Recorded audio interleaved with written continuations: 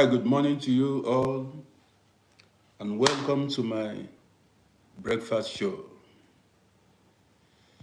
How is everyone? How is everyone doing? That is it. How is every one of you doing? Hope you guys are doing well.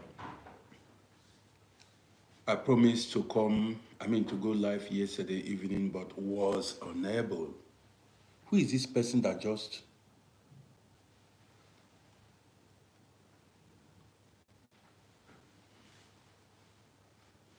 I'm doing good. So, I was unable to go live yesterday. I promised to go live yesterday, but was unable. Took me a light. Took me a light. That's how we say sorry, pardon. Took me a light. So today I'm out to discuss marriage and relationship. That's why we are here this morning. Patrick, I see you big time. Patrick Martins, I see you big time. Patrick is one of the core follower, not one of a core follower of this page. Yes, I don't joke with these people. These my own people. Johannes Davids, I see you. Good morning to you. How you doing? I came prepared this morning. I came prepared this morning. So, as you join me, Johannes, I'm doing good. Johannes, do you know how we call it here in Dutch? Johannes, not Johannes. Johannes. Johannes is German name. We call it Johannes. J, the letter J, we call it Ye. But what time it is? The time now is 10:46. 10:46 a.m. Tigerman, how do you mean full-time job? I told you I'm an idle man. I told you I am an idle man. Yes, so Patrick, European time. Musa Yabatek from Germany.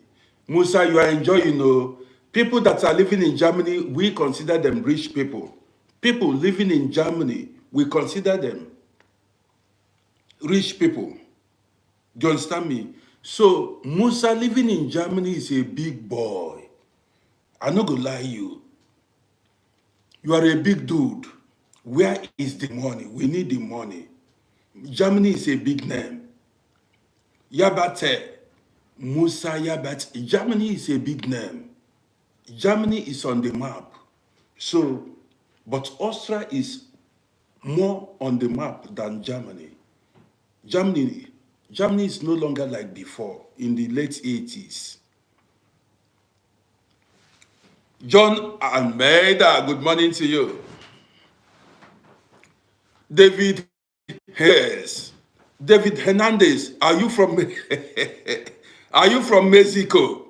David Hernandez, you must be from Mexico. Hernandez, you are a Mexican. No lie, don't lie. You are from Mexico. Yes, so Elias, I see you big time. Hosa, you are German. Who said Hosa? Hosa, that's German name. If I'm expecting money, okay, Texas, so many people join. Please, Master Weapon say, please pray and raise voice for Gaza. Master, I'm just getting started. Love my last about Kingdom, I see you. St. Kingdom, I see you big time. Am I single? Do you want to marry me? Jordan is in the building. Jordan Sir is in the building. Hope Saratin, I see you. Jordan Sir is in the building. Jordan. These are the owners of this TikTok page. Free Turkey. Turkey has no. So there is problem all over the world. I'm the person to free the world. MP, you have a sister for me. My wife will. That is Jordan. I see you big time. My wife is a fighter. John Dio, I see you. I see you big time. The top Saint Kingdom.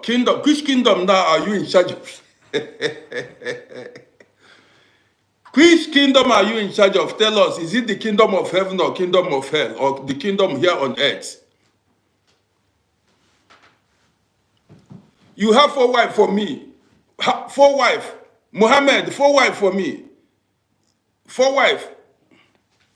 Everybody want. The topic this morning is marriage and relationship. So many people are watching on YouTube. What did I do that I'm having so many viewers today? It seems everybody is bored. It seems everybody is bored. So many viewers today. Es geht mir gut. Es geht mir wunderbar. Yeah, I'm doing good at the moment. It's Sunday. Thank you, Abubakar Muhammad. You see, why so many people? You see, so many people are watching me. See, everybody is bored. See many guys on YouTube. It's unbelievable. 4 wives. Only me. They want to dash me 4 wives. Oh. I'm not done with Cindy Slay. This is my sister. Cindy, I see you big time. That's my sister. Cindy, I see you big time. That's my sister. I had you, my sister. See, I never finish with 1. You want to give me 4. 1 is enough headache. You are talking about 4. Yes, so my sister, I see you. Cindy Slay. This morning, I'm going to go hard. We are discussing marriage and relationship. So, it's going to be, that is, you know how we do it. Texas, you have a wife. The wife is called your hand. Okay, we'll carry go. Today, we are not discussing politics. We don't come here to fight. We are not here to fight or discriminate against any race or religion. I appreciate you, Cindy, my sister. We are not here to discuss religion today. No religious talk. We came here to discuss romance.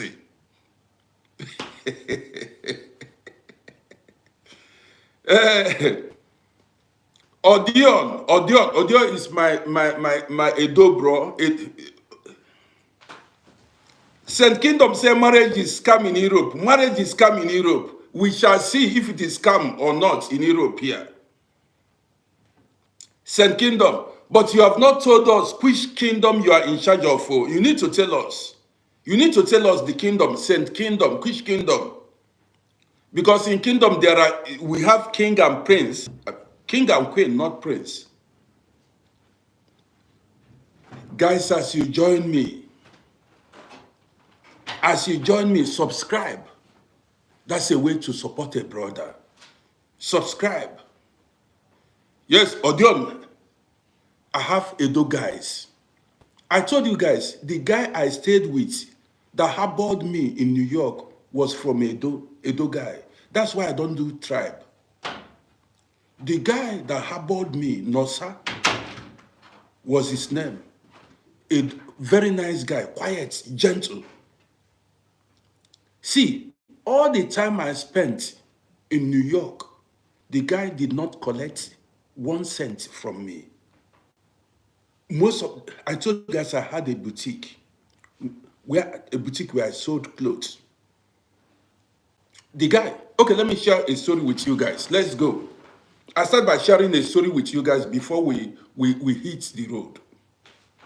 You see, in life, it is very, very important for you to be good to people. Be kind to the people you meet on your way up. Cindy Sly, I see you.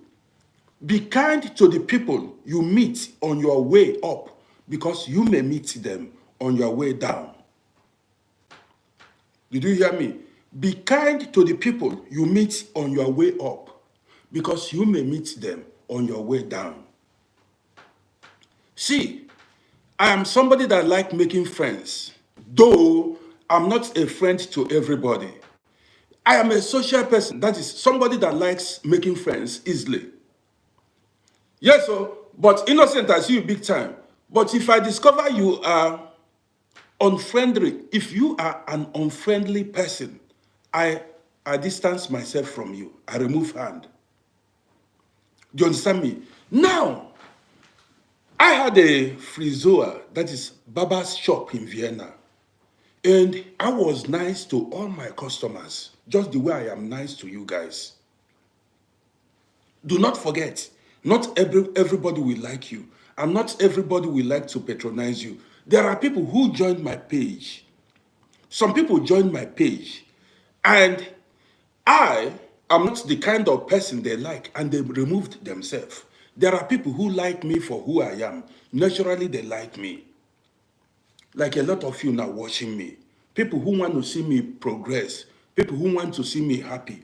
People who are ready to stand with me in good times and in bad times. There are people like that. And this is what gives me hope. I'm not going to lie to you. When I remember my fans, to be honest, my hope is as big as this. How do I even say it? Miss Mendes, you should know now, I'm a real G. I know what's up. Miss Mendes, you should know that I'm a real G. I know what to put on. Only condition make crayfish bend. If not,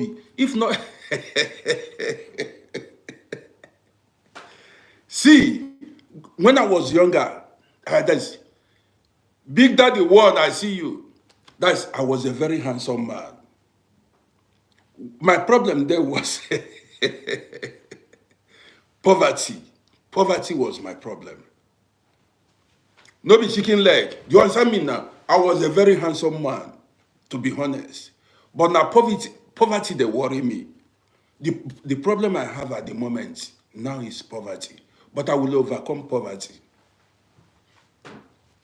So when I had my shop, my barber's shop, I was very nice to people, my customers. In fact, I gave my customers gifts. You know, when you come, maybe you come to my shop and you needed something and you don't have enough money, I will dash you something, what you need.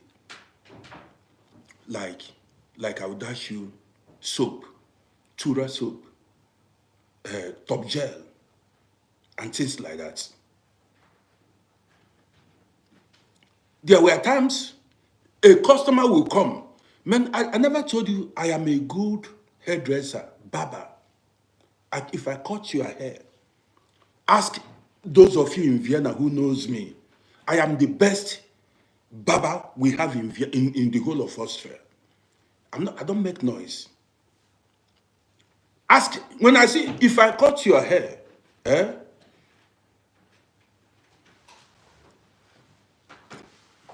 Patrick, you remember the story. If I give you a haircut, man, you will attest to the fact that I am one of the best. There was one woman from Burundi, a customer. The woman, very nice. I don't call names. There was one woman from Burundi. I will not call her name.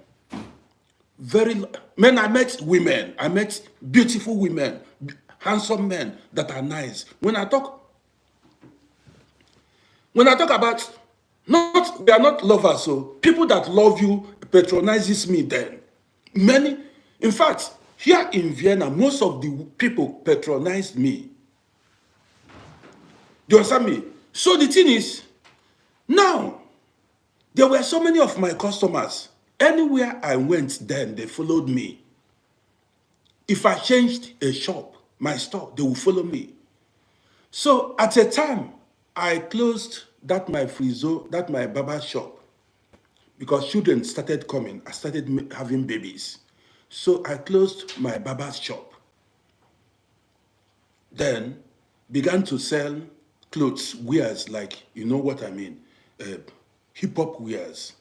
And I traveled then to US, I told you guys. When I newly opened my boutique, that was in 9 districts. When I newly opened my boutique, because one of my friends, the guy now, he called me yesterday. He was also selling clothes, wears, but he bought his own from South Korea. He later started traveling to South Korea to go buy, hip hop wears. Most of these clothes we wear, these hip hop clothes we wear, they are made in Pakistan, South Korea, India, China. But after they ship it to US. They don't manufacture, they don't sew these clothes in US. They sew it in countries where there are cheap labor, and then they export it to US and they sell it there. I didn't know. Now, so when I opened my boutique store newly, I had no idea where to buy wears. But somebody gave me a tip that I can buy hip hop clothes there in New York. But in New York, already I've bought tickets, but I do not know where to stay. As a hard man, a hustler, I bought tickets and I just wanted to go. Anyhow, I was going to survive. That has always been my way. Fearless, fearless man. I was younger then, but I bought my ticket. I did not need a passport. So as I bought my ticket, I said, VB, I see you. I decided to go to US. Listen, Paul by Waters is in the building.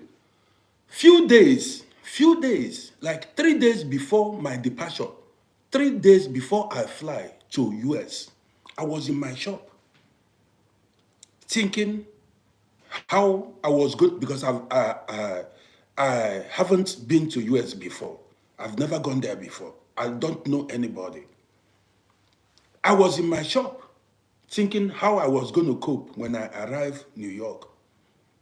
Where do I go? How do I get a hotel? I don't know the cheap and expensive ones. One lady from Burundi came to my shop that afternoon. Now this lady overheard me speaking about US. I said I was going to US. See, I am somebody, I like talking to people. I'm not so secretive. I'm not talking about my private things. So I like talking to people about things going on, just like now. So Henry, I see you. Now, I was talking about, because there are some people they keep everything to themselves. They don't want anybody to know what they are doing. I'm somebody, I air my views, I tell people about what's going on in my life. So I was talking about going to New York. This lady from Burundi, beautiful lady, she overheard me. She had been my customer for a long time, that I want to go to New York. She asked me, see, on her own, it is good to be good. She asked me, she called me by my name. She asked me, have any place where you can stay? Listen, share this broadcast. Give me 1 second. Share this broadcast. Man, I'm taking vitamin D every day, but then, this,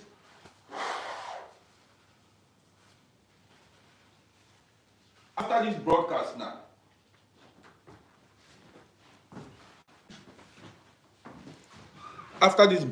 now, I go to the sun. The sun is shining today. Guys, as you watch me, you subscribe to my YouTube channel. What's up now?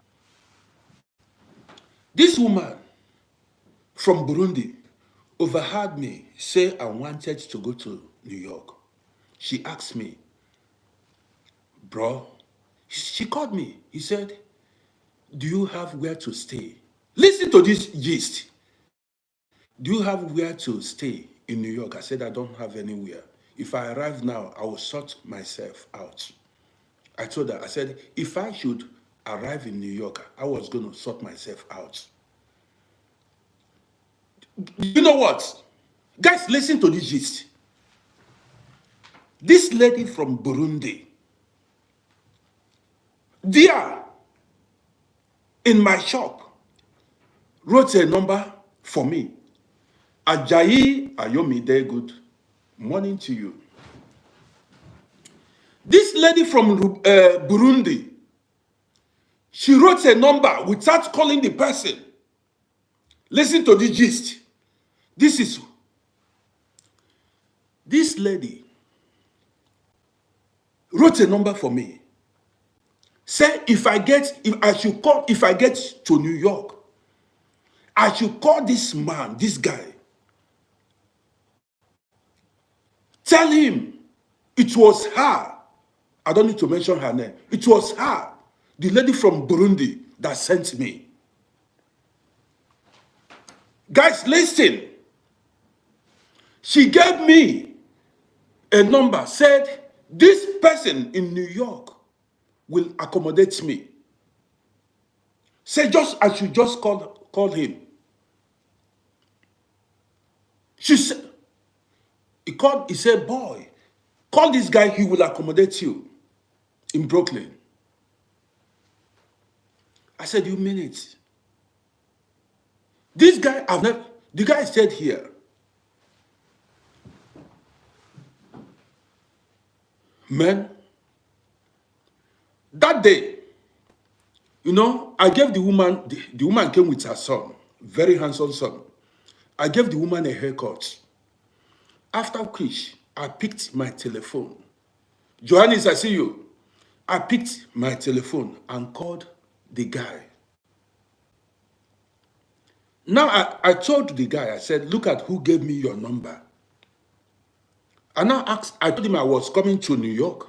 I said, but see the person that told me, gave me your number.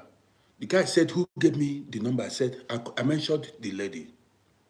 He said, I was welcomed. He said, he asked me, he said I was welcomed.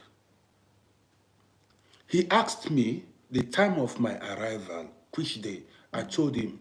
The guy said he was going to take a leave from his work, a day off, so as to stay at home. Because of me, he never met me. But because he had a good relationship with the lady from Burundi, when I arrived in New York, the guy gave me his address. The guy gave me, see how things plays out. That day, I flew British Airways. Man, if you see racism, I transited at Heathrow Airport. I told you guys the story. After that, I stopped flying British Airways. I never knew that British people are racist too. British people are also racist. These British people, many, they are racist. Man, I booked my flight, Vienna, London, New York. Vienna, Heathrow, JFK, New York. See, before I departed, that guy in Brooklyn gave me his address. You know, where he lived in Brooklyn. I had his address. Now, confidently, I flew from my own state here, from Vienna. Nobody who born you now. So I flew from Vienna. When I touched down in Heathrow, even their airport self no reach. Heathrow Airport is outdated. They had to carry me. You need to enter bus. From bus, you need to drive like to where you board your flight. That is from where the airplane. Come to Vienna and see airports. Now we know the forehand. We don't forehand. Come to Vienna and see airports. These Europeans, all these This UK and all this America self now old glory. All these countries we heard about in Africa, what they are enjoying today is old glory. Story they come. Now, when I arrived, was it Heathrow Airport? They had to carry the passengers with bus to where we were to board the airplane. We drove for about 10 or 15 minutes with bus. I said to myself, is this the Heathrow Airport? Now this London, what's this London? So, guys, listen. London, UK self now old is outdated. Nothing for UK people. I mean, nothing for now. There's UK self is old name self. UK is an old name.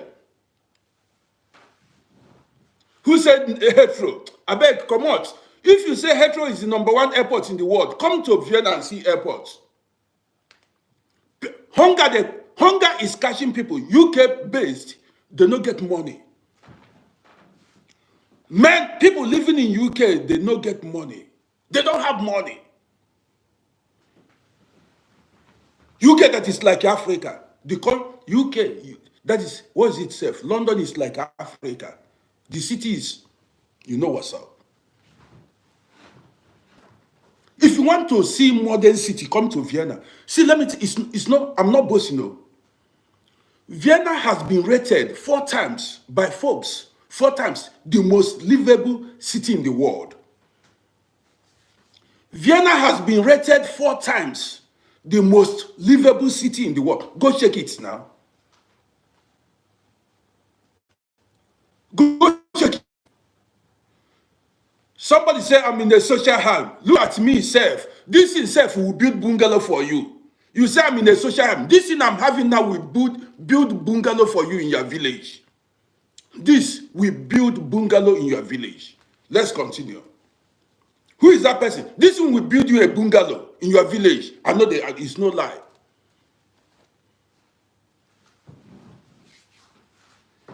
You understand what I mean now? I'm not your mate. Now, why you want to know how much? So don't now listen. Now, when I arrived, was it Heathrow? They asked us to board a bus. They carried us in a bus to where we would, board the flight. You understand me? Look at what these racist English people did to me. I was the only black man. Look at what these racist British people did to me. I don't need them for anything. I'm self-made. I don't need them for anything. I don't need Britain for anything. See, as the whole passengers were Europeans and other race, I was the only black man in that flight. When it was time to board, Europeans were just, boarding the flight. They showed their passports, they allowed them. Guys, listen. When it got to my turn, I presented my passport. Red passport too. Red passport too. The man said I should come out of the line. See, because that was my first time traveling to US. And already, remember the story I told you guys? Already that guy I was to stay with took leave from his job. He did not go to work because he was expecting me. Get the point now. Normally, nobody fits intimidate me. Nobody can intimidate me. I am a warrior. Because I would have made a scene at the airport. But because somebody was waiting for me, listen to this gist. So now, listen, everybody was boarding the flight. When it got to my turn, one immigration officer, he just saw me and asked me to step out from the line. Guys, what do you expect me to do? I stepped out of the line. He now asked me to sit down. There was a bench there. I sat down with this racist man, British man. He began to go through my passport. He began to go through my passport. The racist British man. Now, did you know what he asked me? He asked me, where did you get this passport from? He asked me, he said, where did you get the passport from?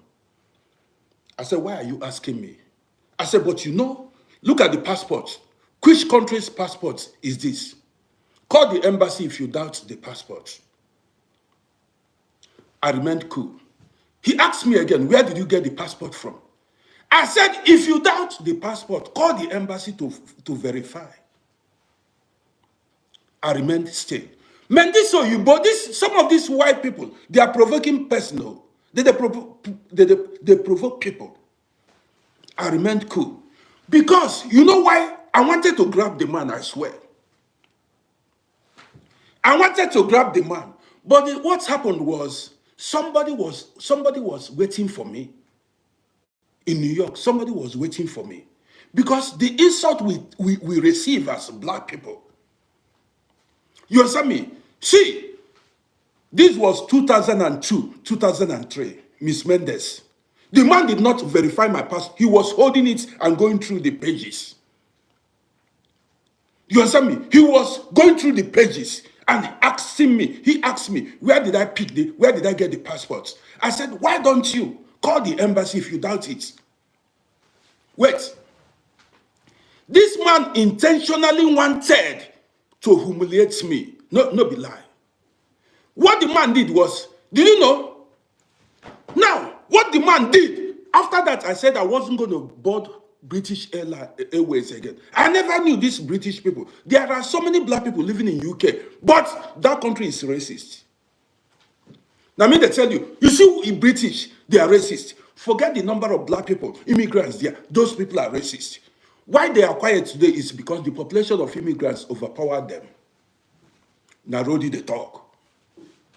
They can't do me anything because I don't need them for any reason, for anything. Now, let's continue. Did you know what? I told after white people the man sat me down, going through my passport, the white passengers were looking at me as a criminal.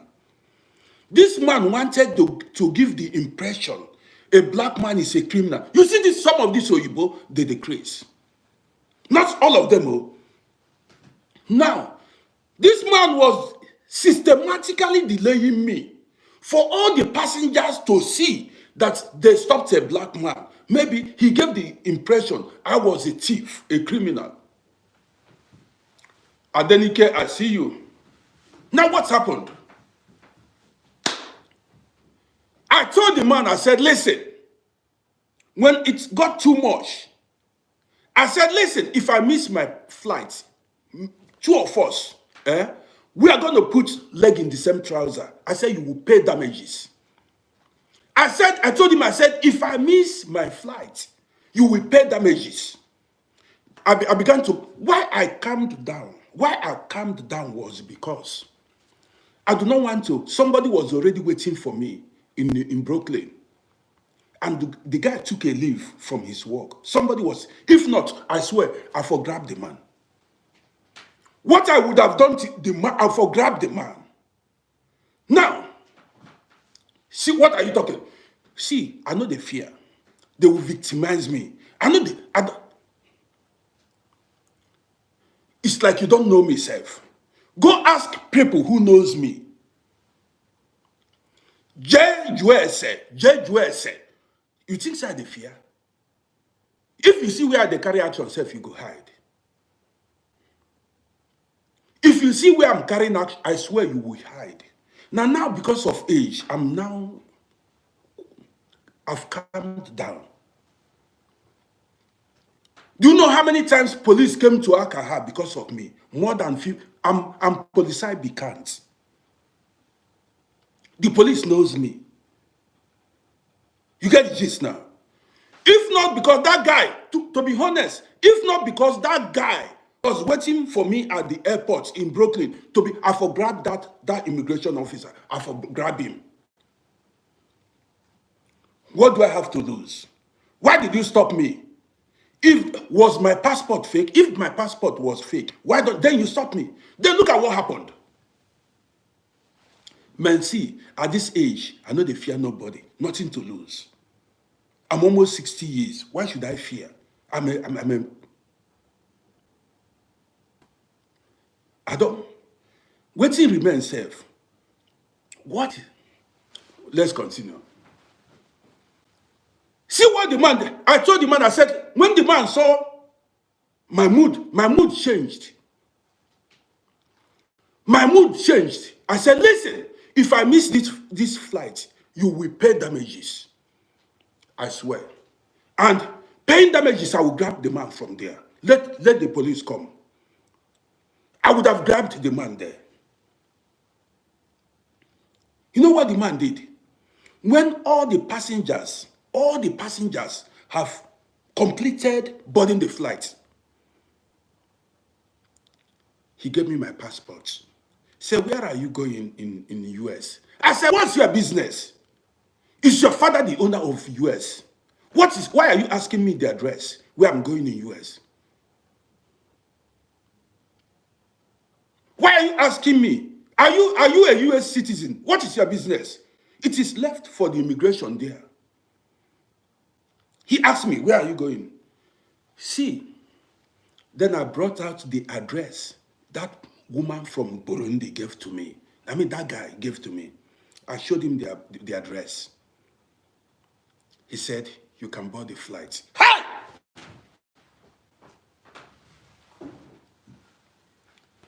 What did you notice? Guys, what did you notice? Before I go further, do not forget to go to my YouTube channel and subscribe to my YouTube page. You see that link? Go to my bio. You see that link? That link, YouTube link. Subscribe. Who is that person gifting me? I appreciate you. Big time. Go to the link and press that link and it will direct you to my YouTube channel. Subscribe to my YouTube channel. So, listen. This man intentionally wanted to disrespect me. Hey! You see, anytime I make a video and you come here to talk, you don't know my experience. This man intentionally wanted to humiliate me as an African man. He wanted to give the impression before white people, say this black man is a criminal, has fake documents. When all the European passengers have boarded, he gave me the pass. Okay, hi, you see this Oyibo? You see these people, eh? These Oyibo people. And the man knew very well. They practiced racism. The man knew very well that my passport was genuine. He just wanted to humiliate me because of my skin color. These are the people you call your masters, say you are colonial masters. Thieves, criminals. Now you are calling masters, thieves. When the man gave me my passport,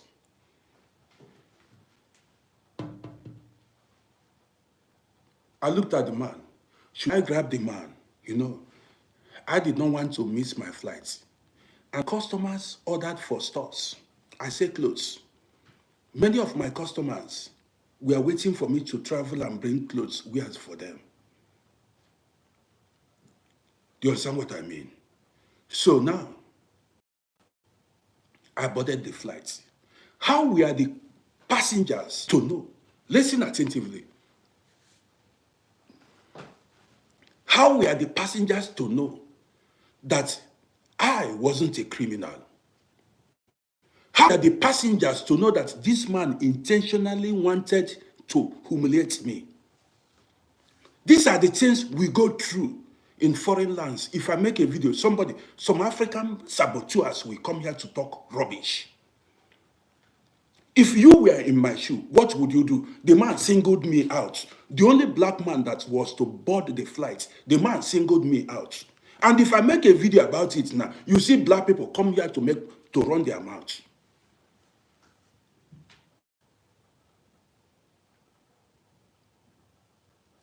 Do you understand what I mean? Now, I boarded the flight. I arrived JFK. I went, there are so many lines at JFK.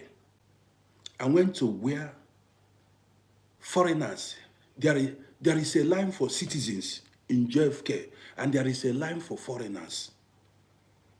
I went and stood in the queue where foreigners stood. US immigration officers saw me, pointed at me, said I should leave the line and go to where citizens were standing. They called me, spoke to me. I shook my head. I told them I wasn't a US. 2, 3 people came to me. They said I should leave the line. That line wasn't for me. I should go join US citizens line. Man, I said, no, Oga, I am not a US citizen.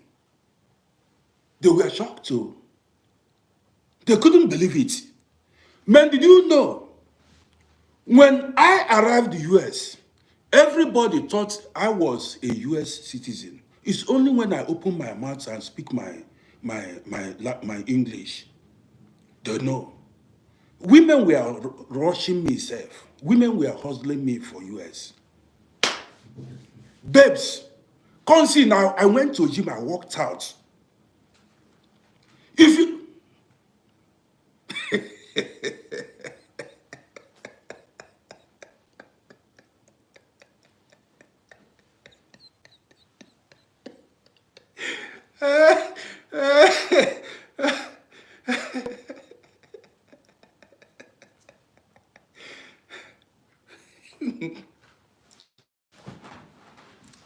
It's no joke. Oh. If you see how all these African... See, as an African man, if you need a woman, head to US. As an African man, if you want to marry, head to US, you will catch a woman. Men, you might not believe it. If you see how African American women were rushing me. Do you know, some of you thought, this is no joke. Oh. If you see my looks back then,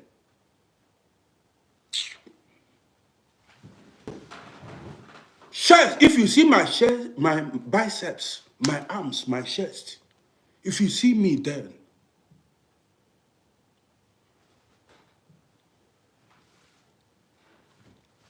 to be honest, one day I know that, just give me 1 minute.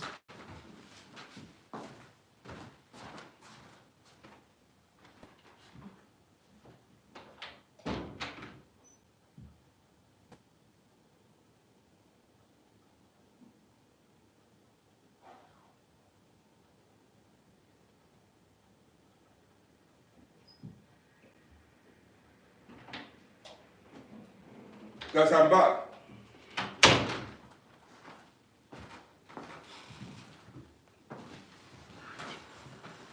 See, all these guys that are roasting in US, a real guy, man. If you are a real G, one day, Seth, I went, I went from shop to shop to go select wares. I was in one store selecting wear, something to buy. One beautiful African American woman saw me. She said she wanted to feel my biceps. I showed her. The woman nearly colo.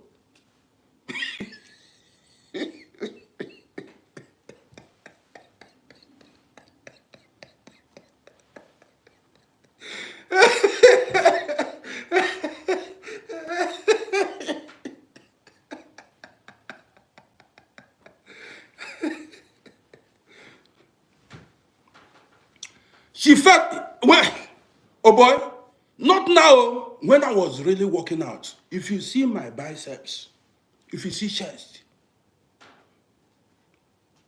this is no joke. Oh. She began to ask me, where am I from? This. I said, baby, I have no time. Then my wife was pregnant. A businessman, I was after money. Toby, one day I was walking in Manhattan. I was putting on tight black pullover. My chest, if you see bodybuilding, let's leave that story. Anybody that is living in US who has no document, no big guy man. It's not a guy man. If you are in US and you have no doco, anybody that is living in US and you have no document, that person is a villager, no big guy man. If I relocate to US now, it no go reach. Under 1 month, I don't marry, get doco. If I relocate to US now, it will not take me a month.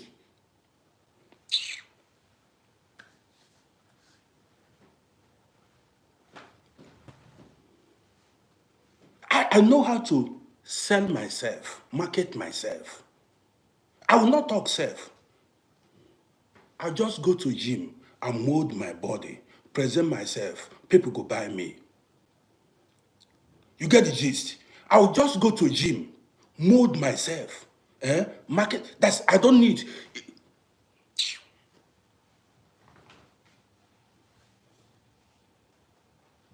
You see some men, go clean up, go clean up, go clean up. Do you know what is called marketing? Marketing is not only the selling of commodities. Learn to market yourself.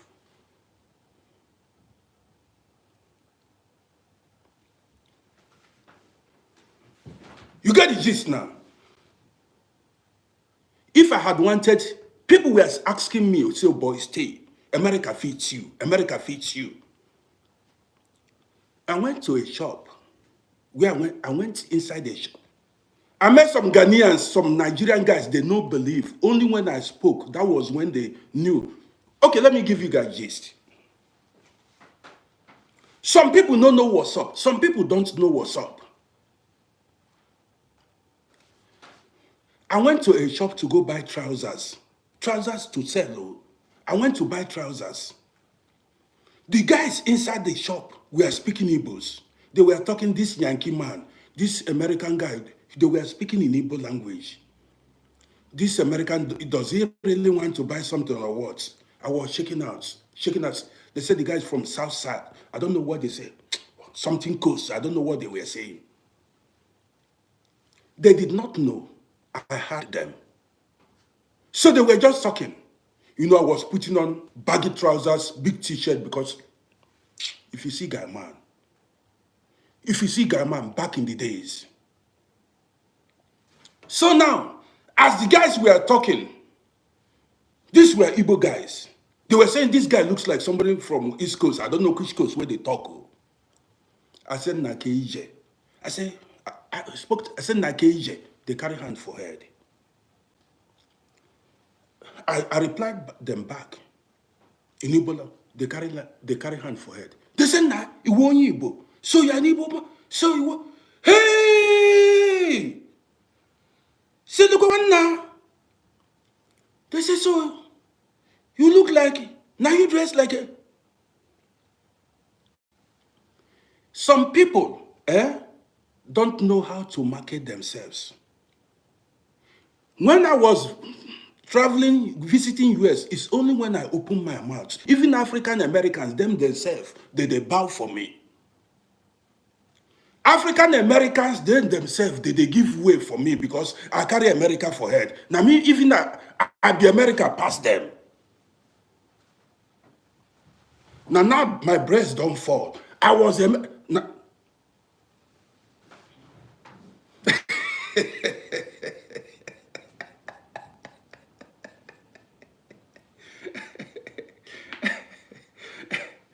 Victor, Victor said it's possible to go to US and get your green card under 1 month. Did you hear? Victor said it is possible to go to US and get your green card under 1 month.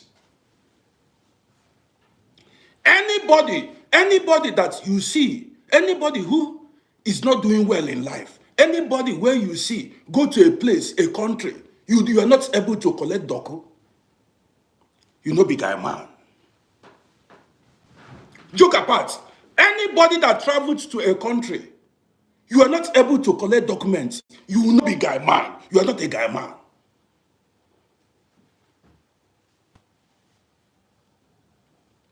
Say 20 years, 15 years, 10 years, 25 years, you did not collect documents. Me and you no get talk. We don't have talk. Man, let me charge my handy.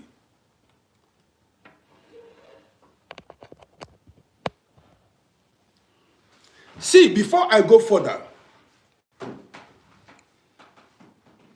but now you guys are saying if you go to Rome, you behave like you cannot carry African traditional attire, go to live in US. You cannot dress like an African. If you reach US, don't dress like an African man. You adapt. You cannot carry agbada go US. You cannot wear agbada. You cannot be wearing agbada in US. I know some people put on agbada in US. For what now? You will not fit in. You not go fit in. You went to US, you are carrying all these sold trousers by tailors. You are carrying all these shoes. You don't want to wear baggy trousers, wear big shirts, look modern. At times you leave your leave your beers to look like a real man. You got the gist. You wear agbada go to US. If you wear agbada go to US, there is a way they see you. Unless, let me leave it at that. Guys, stories plenty. But then, you wear agbada, they congratulated you at airport. That congratulation, they mocked you. That wasn't, you don't know the ways of these Oyibo people. They congratulated you for wearing agbada. They congratulated you for wearing agbada. You know, go ask yourself, why are they?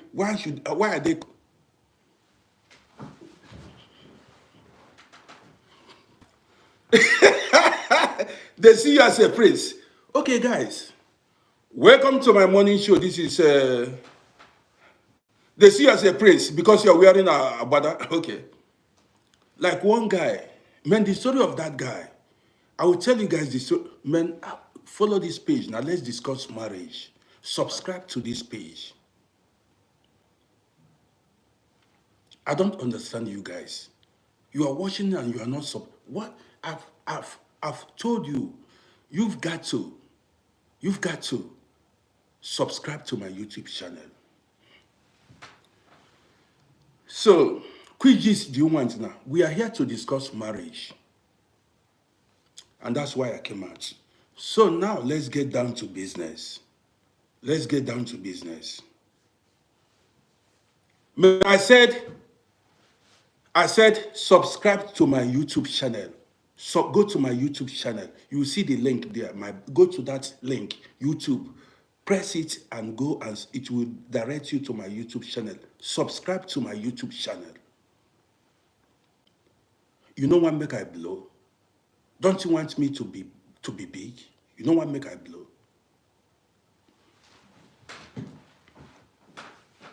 Now, we've spoken about a bit about what happens in abroad. Let's get down to marriage and relationships. Let's get down to marriage and relationships. You see, I've always said here on this page, on these platforms, I've always said who you marry determines how successful or unsuccessful you are going to be. That is number one. Yes, who you marry determines how successful or unsuccessful you are going to be. Now, yesterday we agreed to discuss the issue of marriage, intertribal marriage and interracial marriages.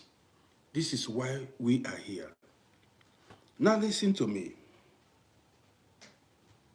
There are people who prefer to marry someone from their tribe, race, or their culture. Listen, there are people who prefer. Miss Folashade said intertribal is a big fall. How do you mean, Miss Folashade? Are you against intertribal marriage? Are you against? Because I'm just getting started. Are you against intertribal marriage? I want to hear from you. Odogu Lifestyle, I see you. Miss Flashade, are you okay? Let's continue. Because if you want, Miss Folashade said she got her hands burnt. She tried, it did not work. Now let me answer you. See, that it did not work out for you does not mean it didn't work out for other people. See, that it did not work out for you does not mean it did not work out for other people. There are so many successful intertribal marriages. I'm just going to get down to business now. Here in Vienna, I know so many people. Okay, let me give you a typical example of a Yoruba man and a Yoruba woman. I will say it now. And I'm going to give you a typical example of Igbo people and Ghanaians and other tribes, other people, other Oyibo to Oyibo. It has, did you hear me? It has a lot to do with who you met in life. Who you met matters, not the tribe, not the religion, not the race. The person you met matters. Let's go. There was a man here. He came here first. This man came here, got documents, went to his village. The man was a Yoruba man. He went to his village, almost kindred. The same, that is the wife's compound, family compound, was few meters away from this man's family home. This man went to his village, married a woman, brought the woman here. If you see the fight was not here. 3 years down the line, they divorced brutally. That they don't see eyeball to eyeball.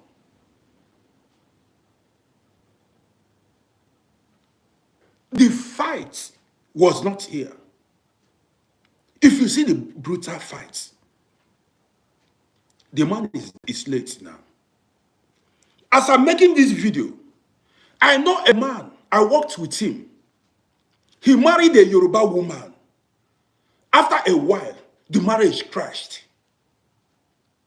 This is Yoruba to Yoruba. Just to tell you, it has nothing to do with tribe. Marriage has to do with who did you meet. Here in Vienna, I have personal friends.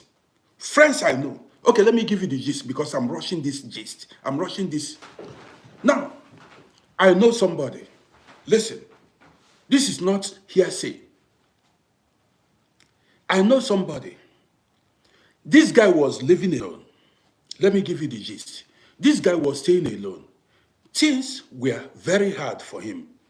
Cindy, I see you, appreciate you. Things were very hard for him. Cindy, I see you. Thank you, Cindy. There was a friend I know, an Igbo man. I will give you guys gist plenty this morning. I don't want to rush it. Now, Falashe, I appreciate you. You are here to learn too. This, my friend, was staying alone, and things were difficult for him. He told me his wife and children were living in Africa. At the time, now I advised him, I said, man, instead of you loitering about, when you have wife and children in Africa, why don't you consider bringing them to join you? Maybe your wife will add to your life, will be of benefit to you and your children. And you know how Europe works. With your family, the government will help you, help your children, and you'll be getting some money. Now listen. The guy listened to me. Now this guy agreed to bring the wife and children here. All along, what he did was, every now and then he traveled to Africa, go stay with the woman for a while and come back. Now he told me he have certain amount of children. Guess what? Eventually the guy succeeded in bringing the wife and children here. Man, long story short, the fight was not here. They fought over Kinderbeihilfe, that is, they fought over the child support the government pays the children. To the extent, the woman went to the extent of revealing the man's secret to the authorities. Like, the man's driver's license was fake and so many others. They had to, if you see the fight, it's a brutal. They were tearing each other down. To the if you see fights, I witnessed it. At the end, the marriage crashed. Have I not told you guys the story of a man? Listen, there was a guy. This guy lived here. Let me say it. The guy lived here.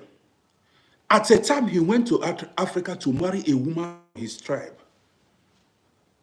He went, conducted traditional marriage ceremony, married his wife, paid the dowry, brought the wife here. He was living with the wife in the same apartment, the same tribe, the same language, the same culture. You know Africa. This man that brought his wife from Africa started running the streets along the line. He was walking, but along the line, he began to run the streets. You know what I mean? His junior brother in Africa, this man that brought his wife, his junior brother in Africa began to disturb him, like he wanted to come and join him in Europe. Eventually, this man brought his junior brother from Africa to join him and his wife. Listen attentively. When the junior brother arrived, the junior brother came to live with them. That is, that guy and his junior brother and the wife lived in the same apartment. Listen now. Because the elder brother, the one that brought his wife, ran the streets then. One day the police caught him.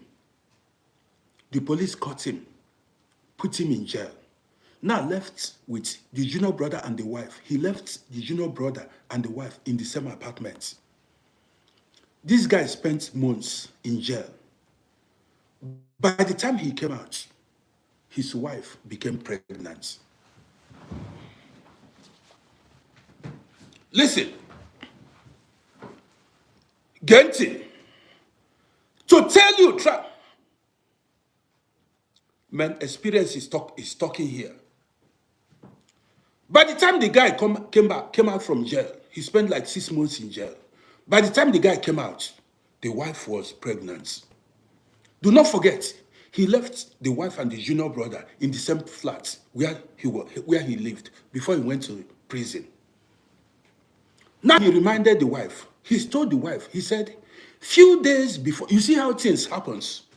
The guy now told the wife, few days before police arrested him, he told the wife, you saw your period. Few days before the police carried him, he reminded the wife, you saw your period before the police carried him. How come you became pregnant? See, the guy intensified pressure on the woman. Say, who is the father of this baby you are carrying in your stomach now? Who is the father of this baby? The guy himself, no degree. He mounted pressure on the woman. The woman admitted the junior brother was responsible for the pregnancy.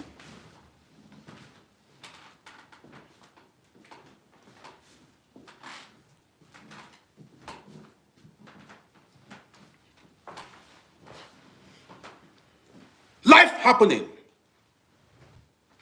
The junior brother was responsible for the wife's pregnancy.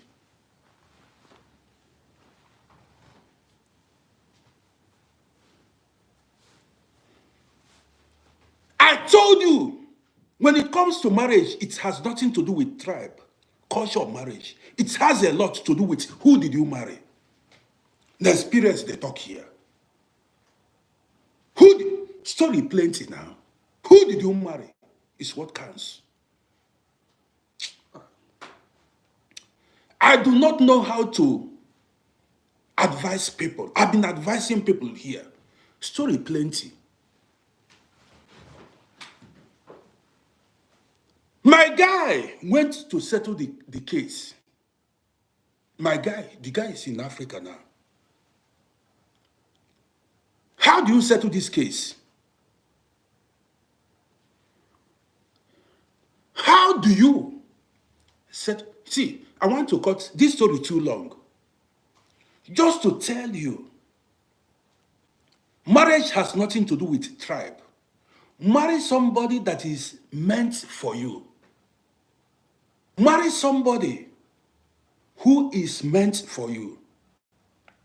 I know so many people who are married to European, Africans who are married to European, they are still married to today.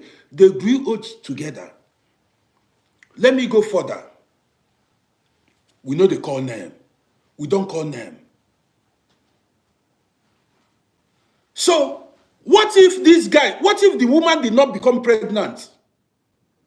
How about women that did this thing but did not become pregnant? If the woman did not get pregnant, that husband wouldn't have known. You dey hear me so? If the woman did not become pregnant, did not get pregnant, the husband would have been a fool. Even he wouldn't, when he go out to work, the junior brother will be doing his thing.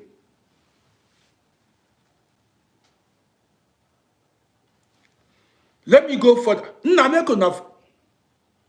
Subscribe to my YouTube channel now. What's good? Follow this page. Go to my YouTube channel. Go look for Uncle Rodi on YouTube and subscribe to my YouTube channel. What's up? Waiting again now. Waiting again.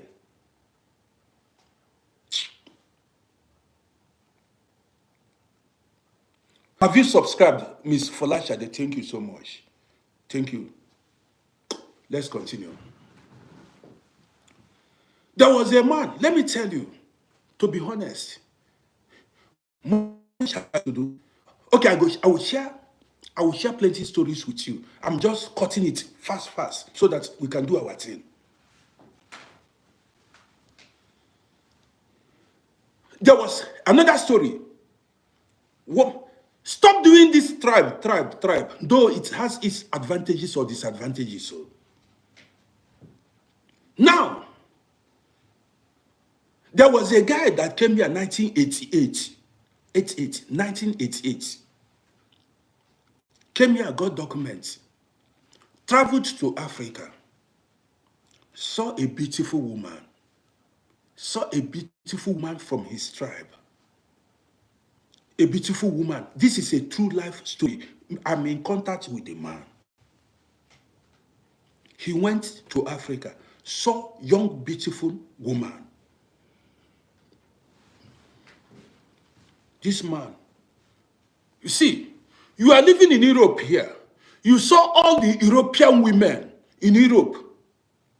Now you decided to go to Africa and marry a woman from your tribe, your culture, who speaks the same language with you. This man left all the women, European women here, decided to go to Africa to go marry somebody from his tribe, somebody that speaks the same language with him, somebody that cooks his native food. He saw one. He did not do background check. He was after somebody that speaks the same language. This is foolishness. That's why they say some people perish for lack of knowledge. Now, this man married this beautiful young woman. He left all the young ladies, everything, married beautiful young woman. He did not ask himself if the woman loves him. You saw, because you came from abroad, they will agree to marry you. Now, he married the woman, went to court, married the woman. As he returned here, he filed documents to bring the woman here. Listen, this is a real life happening. I know they call them, but I will use it to educate you. Carried the woman, came here. The woman came here, joined him. They were living in the same house. After a while, the junior brother mounted pressure on the senior brother here. The junior brother, then the man brought the junior brother here. And when the junior brother came, the junior brother was living with him. All of them were living in the same house. The junior brother impregnated the wife. The wife gave birth to a baby boy. The junior brother was my friend. Yeah. If I'm telling you something, they listen to me. I don't see things now. I was among the people that judged the case, that settled the case. I still talk if you see something, self. Now the senior brother began to said he and the junior brother need to return to Africa. They need to go and carry out cleansing. Say it's a taboo, it's an abomination. He said the junior brother has to go with him to Africa. They need to go and carry out some traditional cleansing ceremony. That it is a taboo. I follow settle the case. You are telling me, you come here to tell me that you are against a tribal marriage. For what now? That it did not work for you does not mean it did not work for other people. What did not work for you may work for others. See,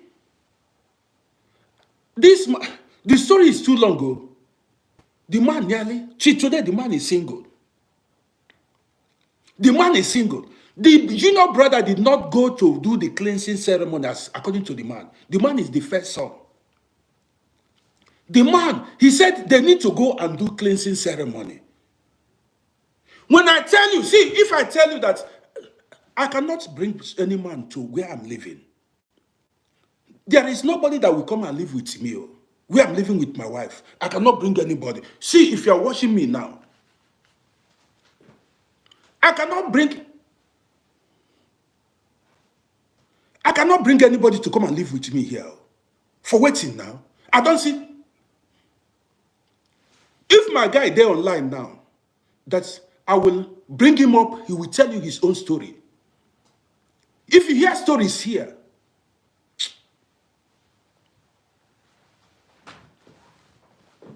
even if you are my twin, if you touch down today, I will never bring you in my home. Not that I don't see a lot of These are the ones we found out. What of the ones we did not find out? These ones, the women in question became pregnant. What of the ones nobody found out? You come here to tell old school like me waiting day. The case, at the time, that was what turned that man became a drunkard till today.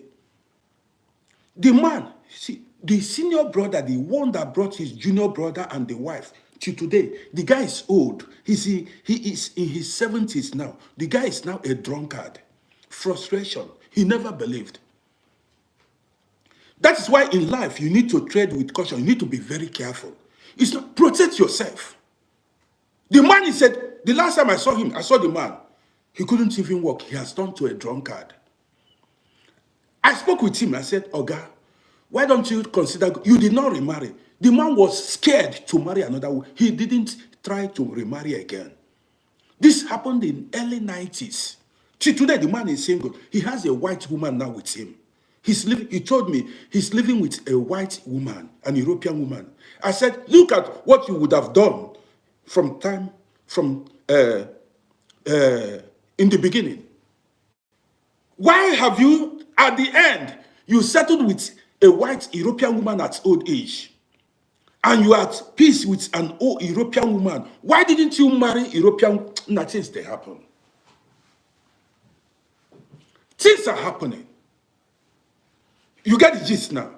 Now, my wife is not from my tribe. Okay, let me use myself. There's nothing to hide there now. There's nothing to hide here. My wife is not from my tribe. You get the gist. I made my own mistakes, I must admit. Now, when I knew my wife, when I started knowing my wife, we were friends. We were friends. Like, we go to restaurant together, we gisted together, we went to club together, we were dancing. We went to club to dance. Normal friends. That's how we met. We met every time we gist, we understood ourselves.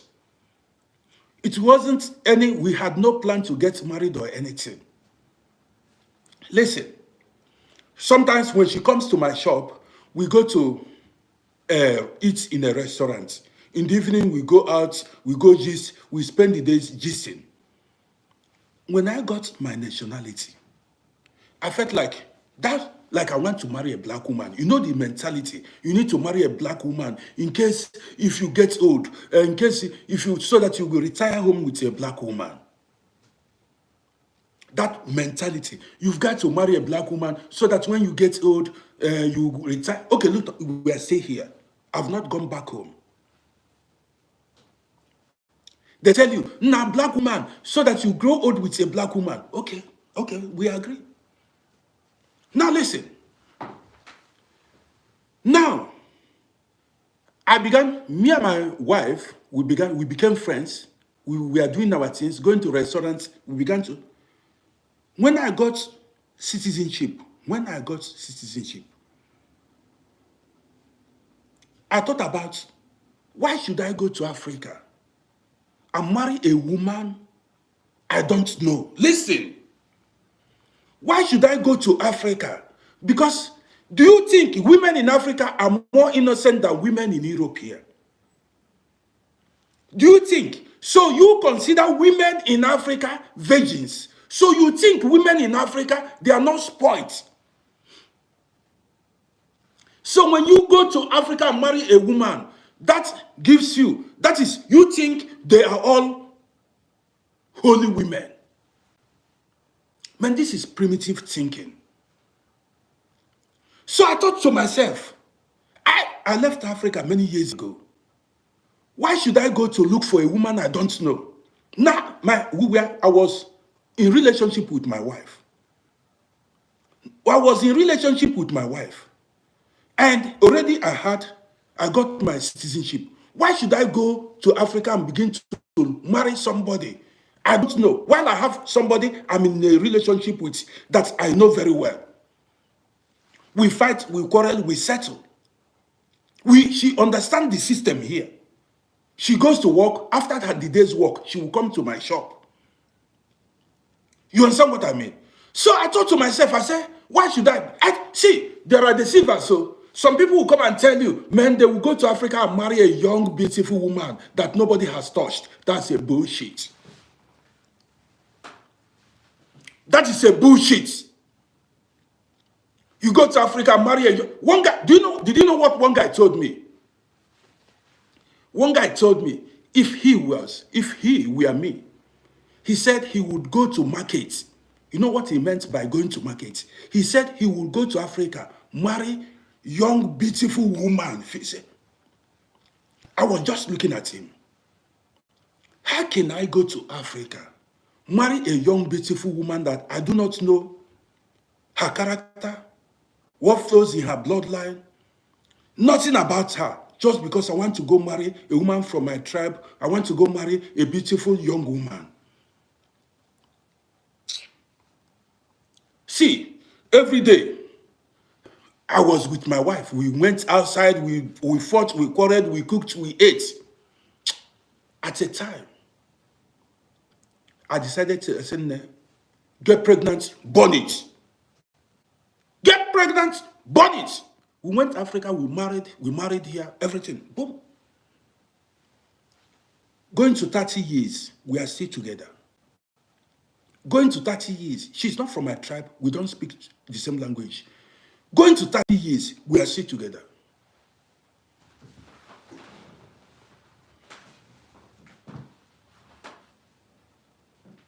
Now, listen, I know so many people married that all of them, their marriage have crashed. Many people that married from their tribe, many people that married women from their tribe. Okay, let me give you a gist. I don't call name. There is a Fuller. I'm not going to call his name. I will not call his name. A Fuller man, he's a friend of mine. I told you guys. A Fuller from Sierra Leone.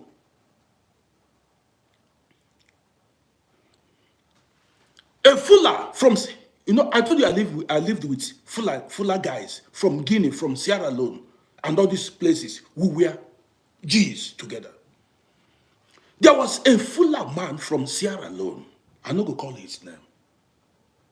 He got his documents, went to his village, married a Fuller woman. The woman came here. They collect the woman. Somebody collected the woman and ran to Germany. Number one. Listen, you need to learn. The man he is from Sierra Leone. He came here, married a beautiful Fuller woman. Came here. His tribe men were there for Europeans that are living in Europe, collected the wife, and the woman abandoned him, and they put head for Germany. Then, that was in the 90s. Story they come.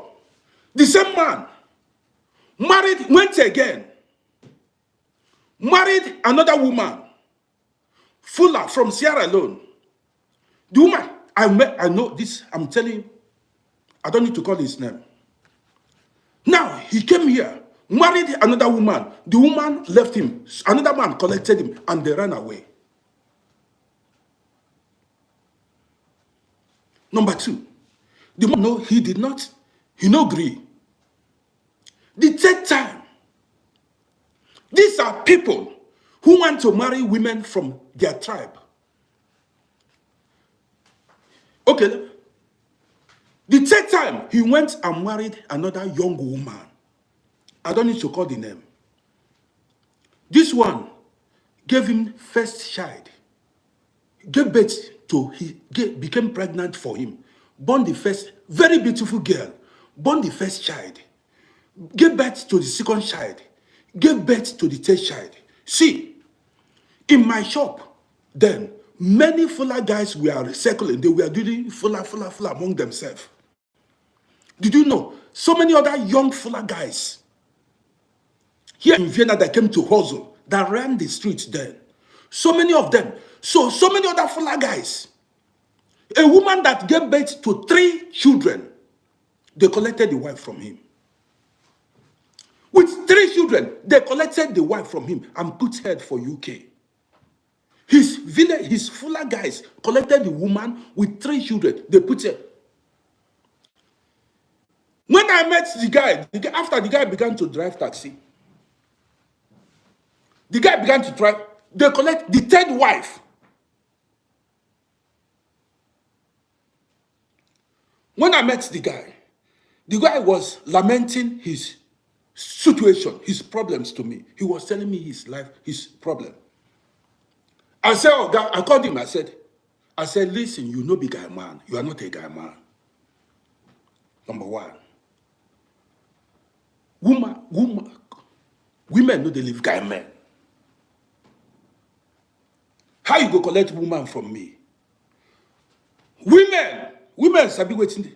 Women know they live guy men. Now me they tell you.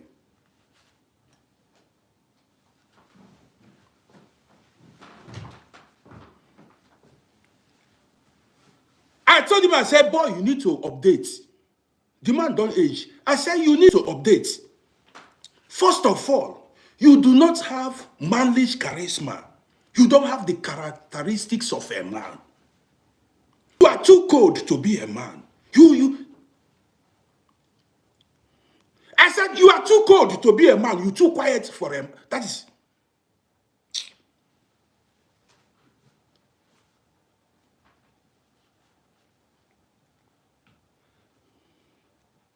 I said, first woman left you. Do you know how much you spent? First woman left, came here and abandoned. Second one came, the collector. They collected the first woman, collected the second one. The third one that gave you 3 children, some young boys. When I saw that woman running up, when I saw her running up and down with their people, young guys that are hustlers, that were wearing baggy. When I saw some fuller guys running up and down with the woman, I told my wife, I said, this woman will go. I said they will collect this woman from this guy's hand. And they did.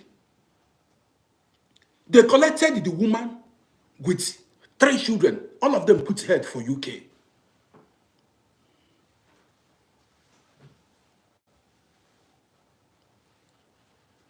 They collect him. Now, story plenty.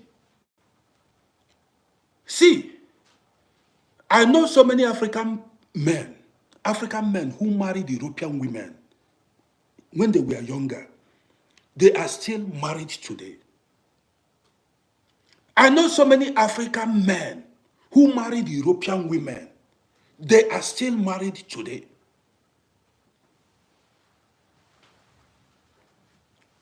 I saw the guy. The guy is tired to go to marry from Africa. Now, the last time I saw him like 2017, when I was still driving taxi. The man don't tire. He's tired. He's tired.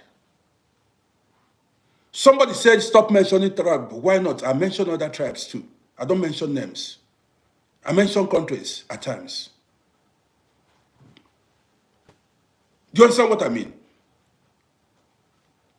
I'm telling you what I experienced live. I spoke about Igbo, I spoke about Yoruba, I spoke about other people. Why are you telling me not to mention? What's your problem here? I'm telling you what I experienced. You say I should not talk about it. For what now?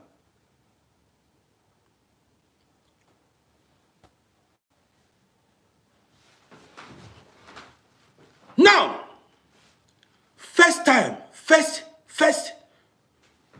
first woman ran away. The 3rd woman with children, they collected them from him. The man, he gave up. He saw me. He said, hey, I don't want to marry again. I don't want to go to Africa.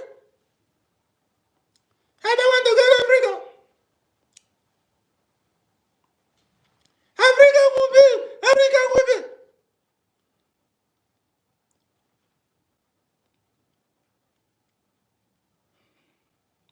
I looked at him and said, he said he doesn't want to go marry again. I said, go marry again. Go marry the 50th. How many? The 4th one. Go marry the fourth woman now. Go marry another one.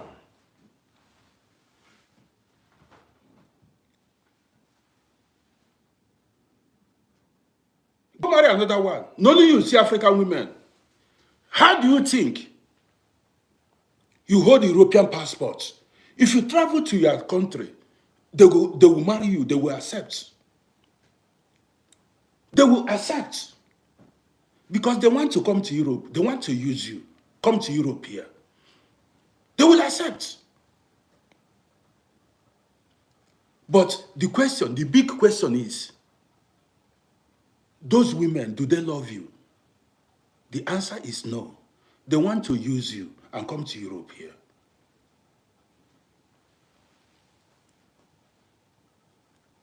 Even as I am here now, the last thing I would do is to go to Africa and marry a woman. Human beings are human beings everywhere. I can never go to Africa and say I want to marry a woman. Even if I'm 90 years.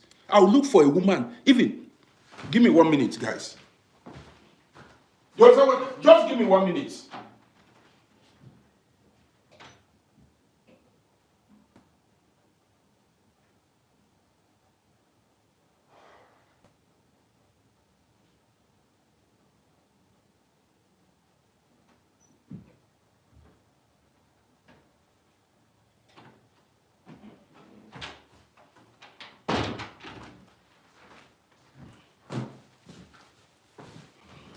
Now, if the bomb man, if you're a man, be a man.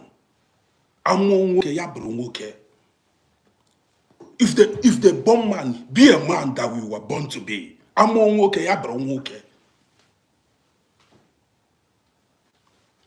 the last time I saw the man, he was like, I said, well, how about your family?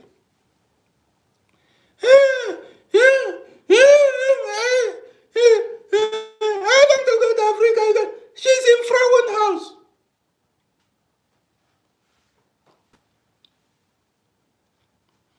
What the?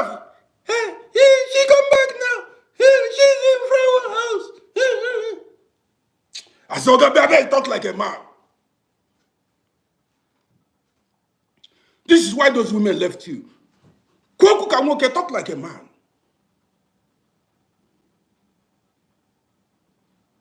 See, to me, it seems as if those women felt now 2 women in their house. It looked as if now 2 women are in the building. Yes. You cannot be acting like a woman. The woman will look at you and say, this is not be male picking. This is not man.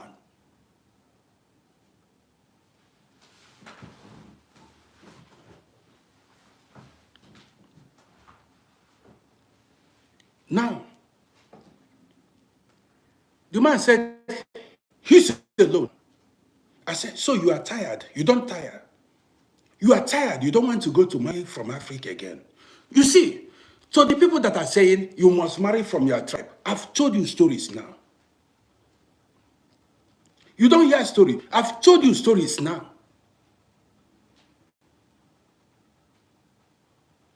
No. It's not the truth. It's that. No, the man is not homo. He's not. There are some men like that. They are not active. They are too soft. He is not homo. No.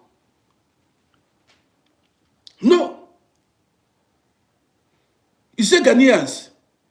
If I tell you the story of Ghanaian people, Ghanaians where we live together then at Lucky Gasse. If I tell you the story of a man who brought the wife.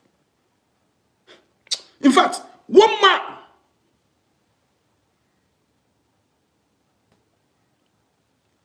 Men don't suffer. You see all these people that are going to Africa to go carry women. One man. We lived together. Then we were living in Edgeshots. We are living in down floor. This man was living in 4th floor. The man worked so hard, went to Ghana, brought the wife. He went and married. He did not know the woman he went to marry was in a very deep relationship with another guy in Ghana.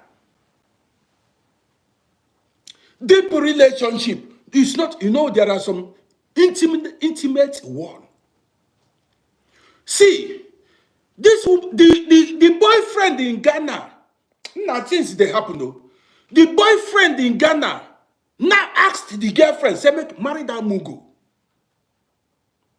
The boyfriend approved the marriage. Guys, do you understand what I said? The boyfriend, like a man and a woman, they were in relationship in Ghana. This Mugu, that guy, which guy man self? The guy is not no bigger. Cindy, I see you. The guy, he's not a guy man.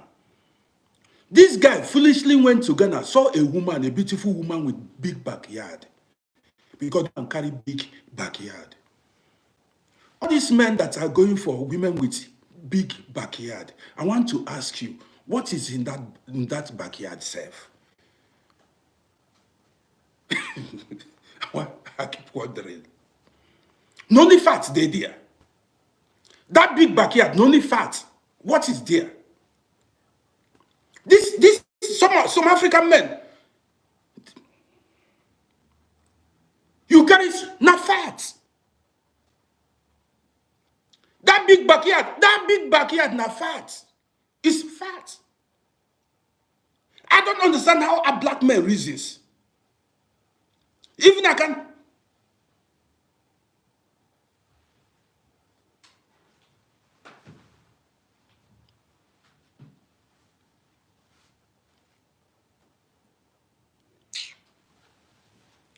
Okay. Man, I cannot understand it. No, I'm not against saying you carry big bad though. I'm not against it. But then, you went for big backyard. You went to extra mile. What did I get it right? Now, man, I don't see anything because I consider that in fact, to be honest. Oyibo people don't go for big backyard. People, Europeans, Chinese people don't go for big bag. Oyibo people know they go for big backyard because they see it as a fat thing. If a woman that has big backyard, nobody talks to them in Europe. A woman with a big back, nobody talks to them, to be honest. Europeans, people will know what's up. People that knows what's up don't go for fat women or big back. You like, men I'm exposed, I sabi. What do I want to do with it now? What do I want to do with it?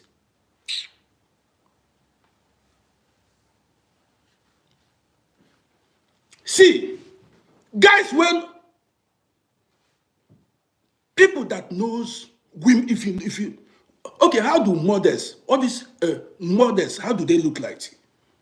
Model, all these people that go for, these women that go for modeling, how do they look like? That is, a woman is supposed to, you think big back is looking feminine. Big back is not that you are feminine. That's in the fact they there. I don't see, it don't make sense to me. Now fact they there.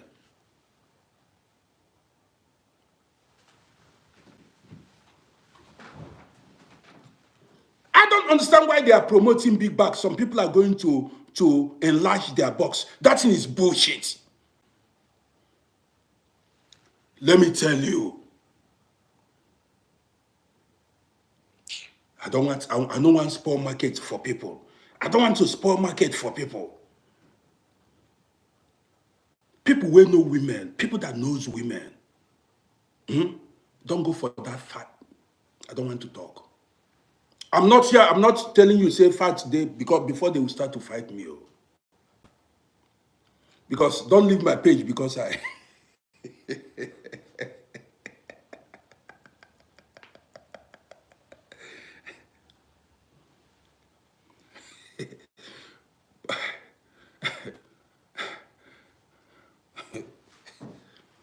man, okay, let's continue with this gist. This Ghanaian man, because I saw the plenty. As I'm making this video, I'm remembering so many people where entered pit. They entered pits. So many men entered pit because of big yash, big backyard. So many men fell into pits because, I swear, I know they tell you lie. This Ghanaian man worked so hard, traveled to Ghana. The man traveled to Ghana, saw a beautiful, Ghanaians are dark, and some of them they carry backyard, bakasi. Some Ghanaian women and South African women. When you talk about bakasi, you talk about South Africa, number one.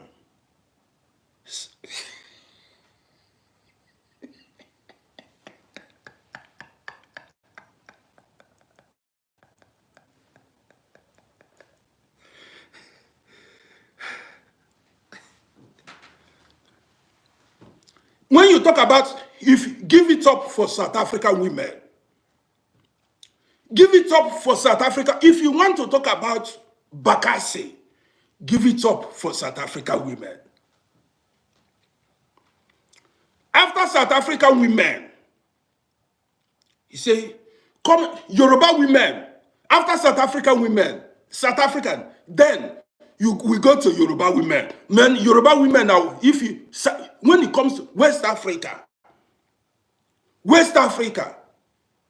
Yoruba women, they game. You say Uganda, Yoruba women, Ghana follow games.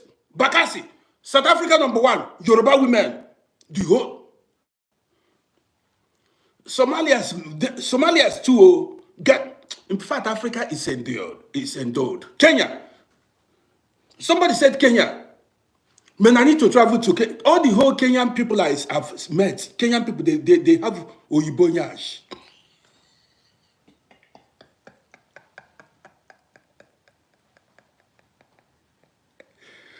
Yeah. Rwanda.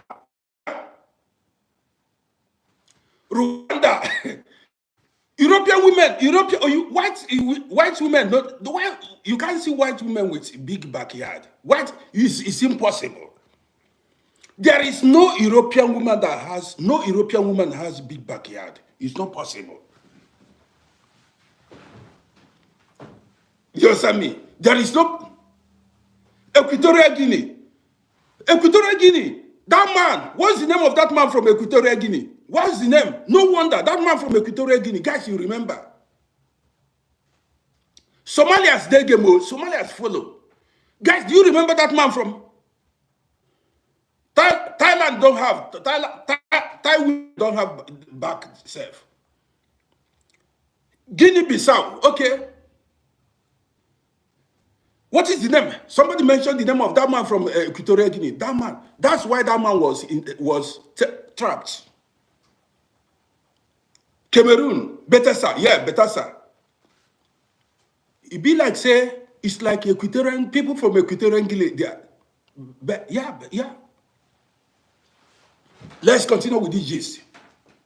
Mozambique, man, there was a lady. I don't need to mention her name, from Tanzania. That woman, in the 90s, if she's walking on the streets, both Oyibo and black people, they look. If the woman move, she was a good friend. But somebody snatched her. Not from you. Who born you to snatch a woman from me? You know rich. You snatch a woman from me. Who born you? You snatch a woman from me. Wetin you carry now? Wetin you carry to snatch a woman from me? Cindy, I appreciate you.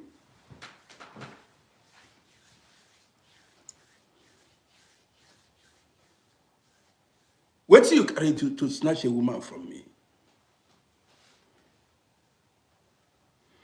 Okay, Somebody want the Ghanaian gist. Who is the person that who is the person that made the request? Who was the person that made the request? Sierra Leone, man, Africa. So, see,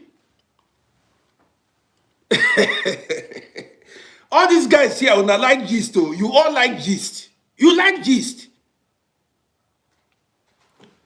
This, seeing this slide, I see you. This Ghanaian man worked so hard. He told me, the guy said he want to go on vacation, he want to go and look for a woman. As the guy got documents, Miss Mendes, women from Rwanda, they carry backyard.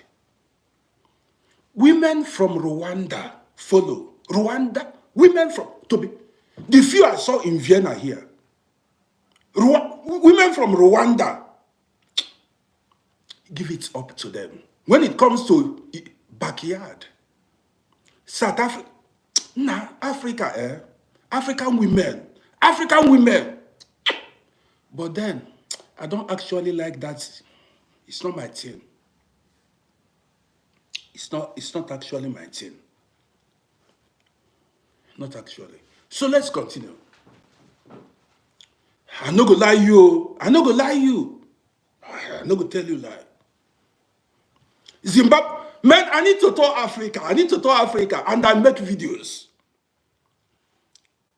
South African women, South African women. So many South African women in the building here. They are too much. When it comes, they are naturally endowed. South African. No wonder. Let me tell you. Congo follow.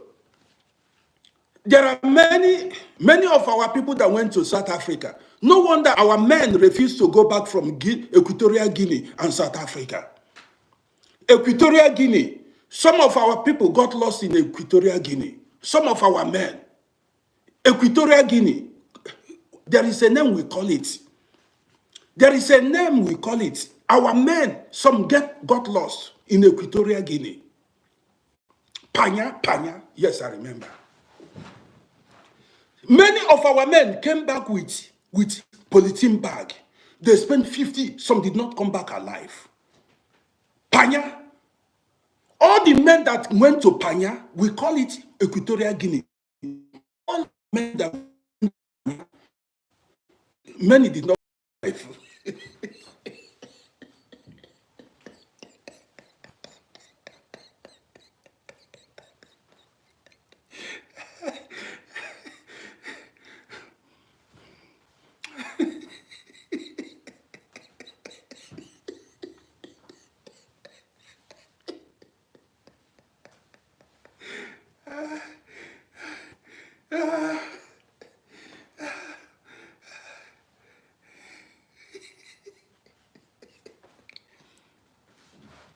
See, let me tell you, if you have a brother, an uncle, a father in Equatorial Guinea, let me mention the names. If you have a brother in Equatorial Guinea, an uncle in Equatorial Guinea, if you have a brother, an uncle, a relative in South Africa, forget it. Even Cameroon, forget it. They're not coming back.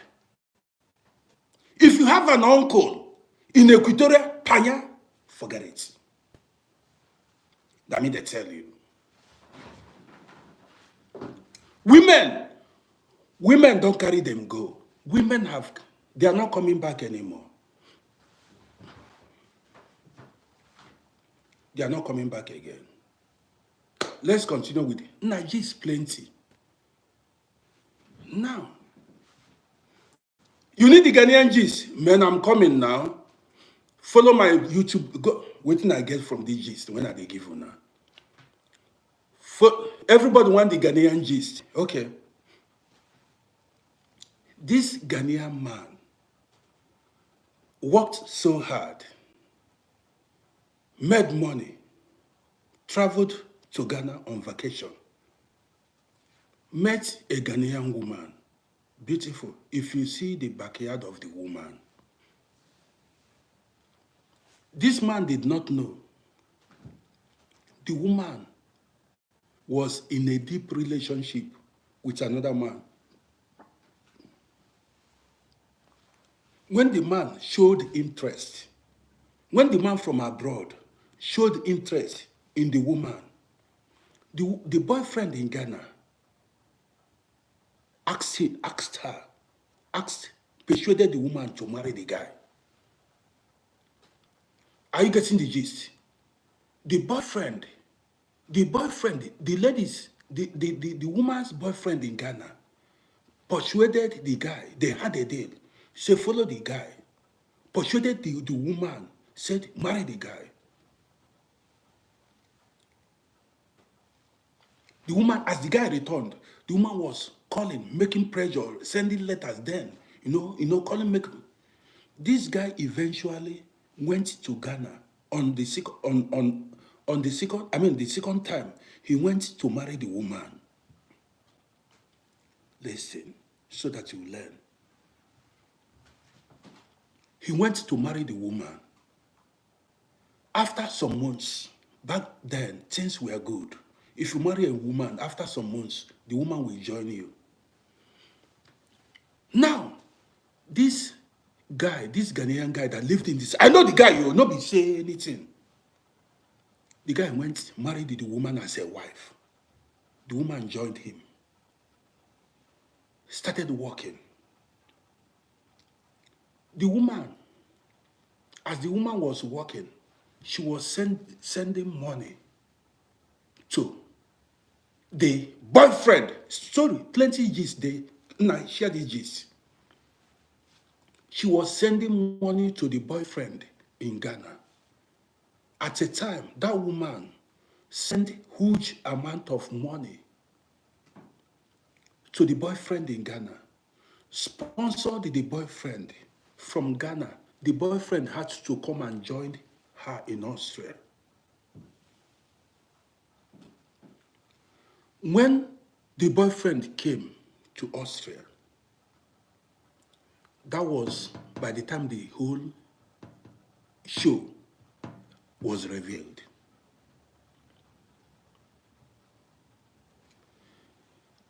The guy found out. What did he do? He did nothing. If you talk, the police will come. That was how the guy collapsed. The guy collapsed. Some women are hard. The woman was sleeping with the guy. She acted like a wife. The man did not know the woman was sending all the money. She came here as soon as the boyfriend joined her here. The woman dumped the guy. The guy collapsed now. He was sick. The guy left this country. The guy left. Do you want me to share the story of, if you want to hear it, if the woman is watching me, if she wants to hear it, she will let her hear it. But I'm not going to condemn. There is a boy, a man, we came here, we hustled together. Let me give you the main gist now. So that after listening to me, you decide for yourself what to do. Many taxi drivers that are watching me know the gist. There is a guy. We came here together in the 90s. I was sleeping on the down bed, double bunk. He was sleeping on top of me. This guy lived in Germany for 5 years. He was deported. He came back here. Chopaduro applied for asylum. We stayed in Triskation, Asylum Center then, the same place. We stayed the same place. We discussed how we were going to survive. I educated the guy. You know the process of getting documents. After all said and done, the guy married Oyubo, old white woman. You know the process. He married an old white woman. You cannot believe it. So, eventually this guy collected passports. Listen, eventually this guy collected passports. Did you know what this guy did? He went to his village in search of a wife. He went to his village in search of a wife. Got a woman from his village. I don't need to mention the village. Listen, share this broadcast. He got a woman from his village that speaks the same dialect with him. Married the woman, brought the woman here. Together, they have children. I don't need to mention the number of children they have. Yes, together they have children. This guy is a taxi driver like me. At times, he would drive the woman and the children to hospital. I saw them. He did at a time. You see, going to Africa to marry, I have to say it here. Going to Africa to marry is dangerous at times. This guy went to Africa to marry. He did not do background check to know who are the relatives of the woman he married. He did not know who the relatives of the woman that he married, who they are. Listen. Now this guy married a woman from his village, brought the woman here. Together they have children. One day, somebody came to join. The woman brought in somebody, said, he is the cousin, her cousin. A young man came from nowhere, said that, no, that the young man that came from Italia is the brother. Did you know? This my friend was working, buying clothes. He told me he was buying clothes for the guy, treating the guy as an in-law. The guy that came from Italy, he was buying clothes for the guy, buying food for many months, believing that that guy was the wife's brother.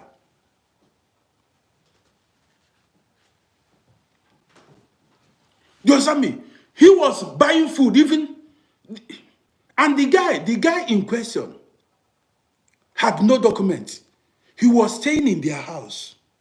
He was staying in their apartment, eating the guy's food. The guy, each time the guy wanted to go and do shopping, he would take the supposed in-law, take him to Iron Coffin to go buy clothes. One day, he went to drive taxi. There was no work, no job, no passengers. The guy went home earlier before scheduled to catch the wife with the supposed brother in bed.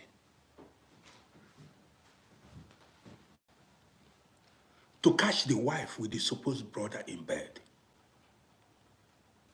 The guy had no documents. Problem ensued. The woman began to battle the husband. The woman began to battle the husband. They went to court. Began to protect the boyfriend against the husband that she had children for. Did you hear me? The woman began to protect the boyfriend. As the story went, when the woman came here, now things are happening. This woman, as she married the man, the woman sponsored the boyfriend from Africa. The money she was getting, she sponsored the boyfriend from Africa to Europe to come and join her. She sponsored her boyfriend. All the money they are paying children. How things are happening. You know this kinder by welfare. This money government is paying women when they have children. This government support, this money government, the woman was sending it to the guy. sponsored the guy till Italy. From Italy, the guy joined her. The money the government are paying children, the guys. Did you know what happened? The apartment. Now listen. You see, this is why some men go to extreme. There are men that cannot take it.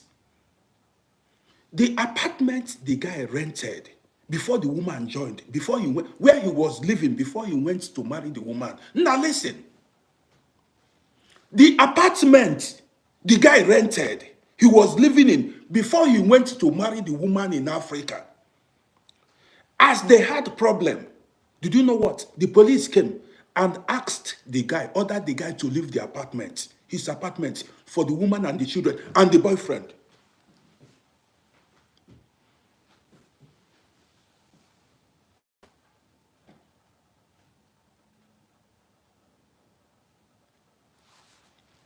Did you hear me? Now, would you take it? If you were in that situation, would you take that? The guy became homeless. Listen, the guy started sleeping in his car. He is a taxi driver. The guy he slept in his car for 3 months before he was able to rent another apartment.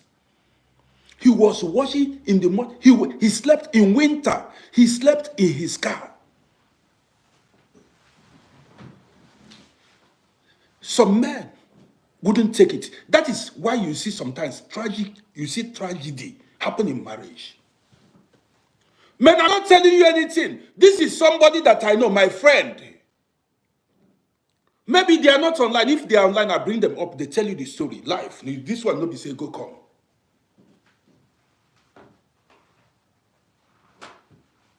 The guy was sleeping. He was sleeping in his car in winter. In the night, he will put the heater on. You know, the car heater. So as not to, what is it? To freeze. The car will be on the whole night so that he doesn't freeze. Out of frustration, the guy ran to America. I don't need to even go there. Listen. Guess what? But the guy fought back. The guy fought back. The woman wanted to finish the guy up. Oh. The woman was bent to finish. He wanted to finish the guy up. But do you know what? That my guy made sure that boyfriend was deported. That guy, because the boyfriend, the plan was to marry the boyfriend. The woman's plan was, the woman was living, as the police drove the husband away, she was living with the boyfriend. In the house, in the apartment, the ex-husband rented. You see, this is why when some men take extreme action, when some men take action, you begin to judge. You don't know what really happened. Some women cross boundaries. Some men cross boundaries too.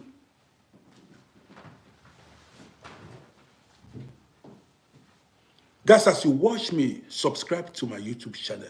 That's what you owe me. That's why you see, all these men you see that unalive people in the US or in Europe, you don't know what pushed them. Sometimes some of these women, that's one I see finish now. To be honest, I'm not going to tell you lie. I will not take it. I'm not going to lie you. I will not take it.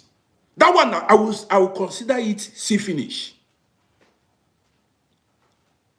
I will consider it see finish. I'm not going to take her. After all, at this age, I've lived my life. I've got nothing to regret, nothing to lose. If you do that to me, in fact, you no go work out very easy. You no go work out well. The story, you get as it go be.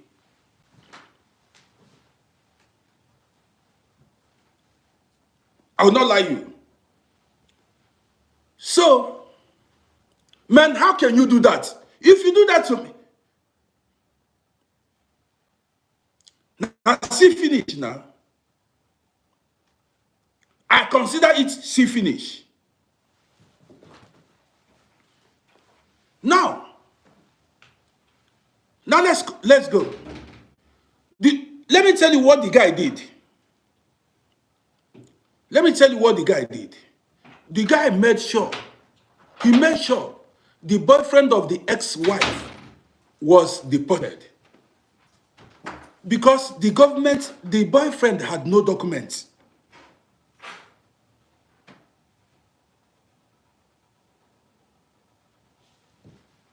Kevin, you say you will take what? Yeah, he went to the police now. I did not know. He spoke to me. I met him one day at taxi station. Already, that boyfriend had no documents. The guy wasn't having an authentic document. But that my friend made sure. He made sure. You see, this is why taxi job is risky. But then, the guy made sure that boyfriend was deported. But I need to cool down and interview that guy because he need to give me the full gist. He need to give me the full gist. Man, at the end of the day, you discover that marry who you are compatible with, not because of race or tribe. If I continue to give you guys gist, how about some women that abandon their children, follow lover boy run? The same tribe. Women that abandoned their children, follow lover boy, take off. Now, if gist plenty, how about women that the husband went to Africa, married them, they came here, the husband's boyfriend, the boyfriend to the husband snatched them, carry them move. Carry them move. I will be giving you guys updates. Gist plenty, but we know the call name.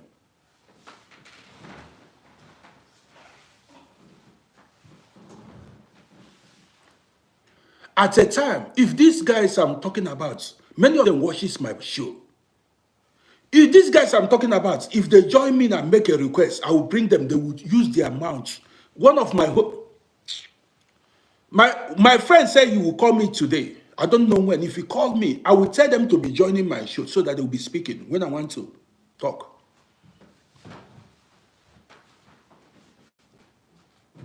Somebody made a request. Who was the person that made a request? If you get gist for us, then I'll bring you in. I will bring them. One day I will bring them. Some people are shy, some people, but I will, if they are there, if they've joined me, I will bring them in. Who was the person that made the request? If you have gist for us, I'll bring you in so that you tell us your own gist. But then, if you don't have any gist, what you've got to do, Kevin, Wanda from Ghana, what you've got to do is go to my YouTube channel and subscribe to my YouTube page. Go do it now. You see that bio. You go there, press that link, that YouTube link. Subscribe to my YouTube channel. That's a way off. That's what you owe me. Who? I saw somebody. Okay, let me bring you in. If you come with gist, so don't dull this program. Don't dull this program. Oh. I want sharp guys. Give us gist.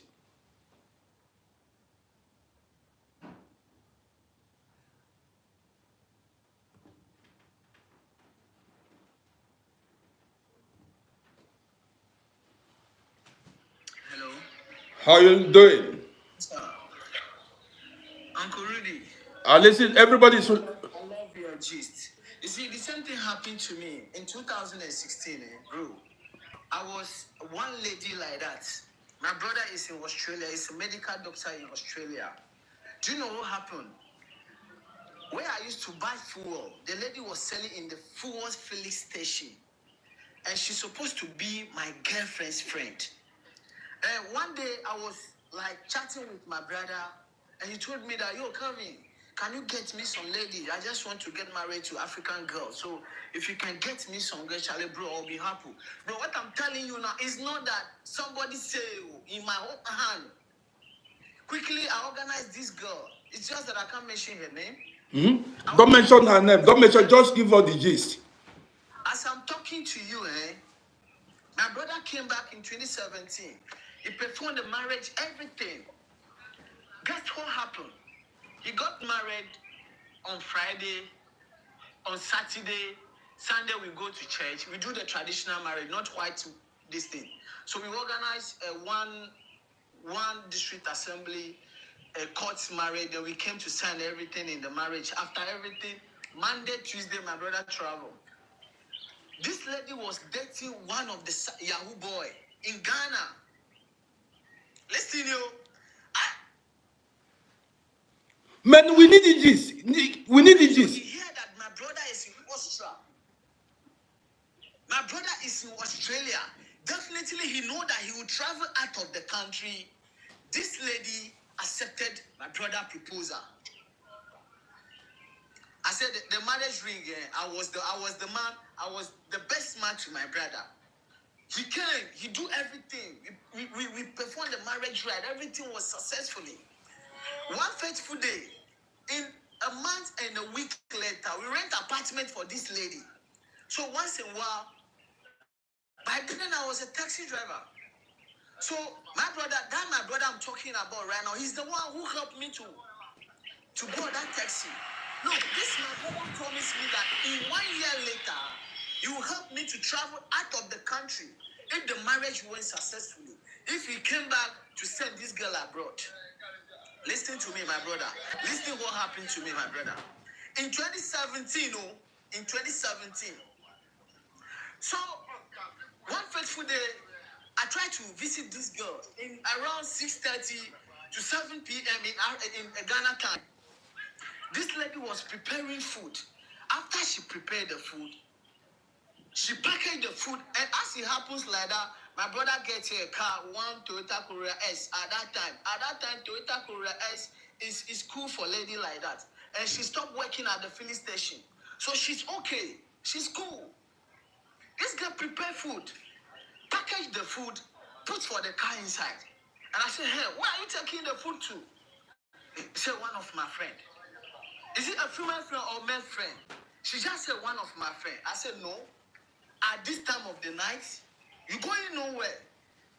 You better ask that your friend. I can't stop you to visit none of your friend.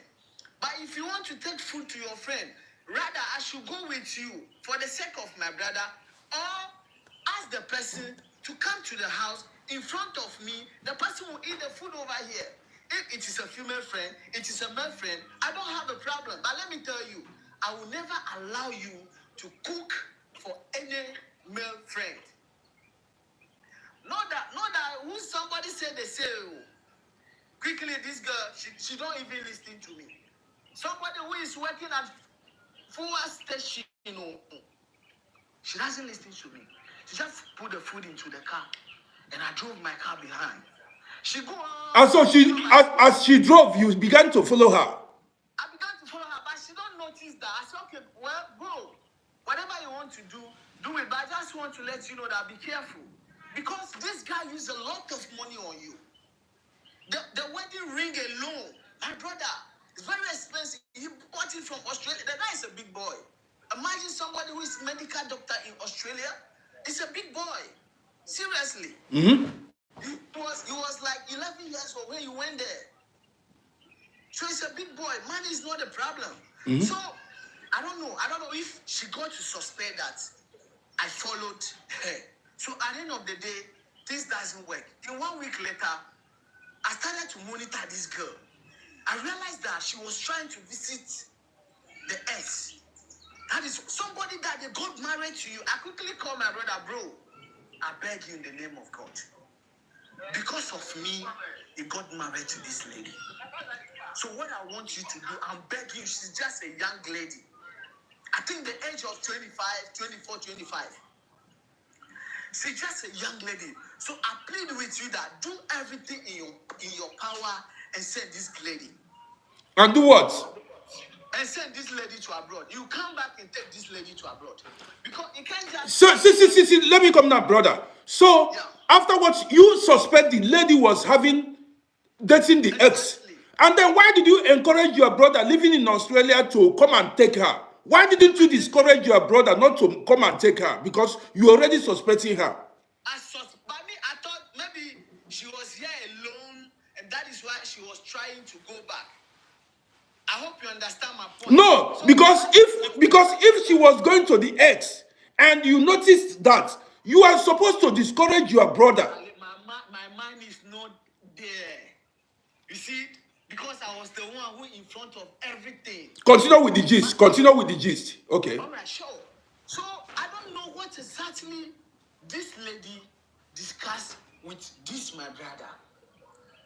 Since 2017 up to today, I never hear from my brother again. What I see is that I saw this lady. By then, my brother was using Honda.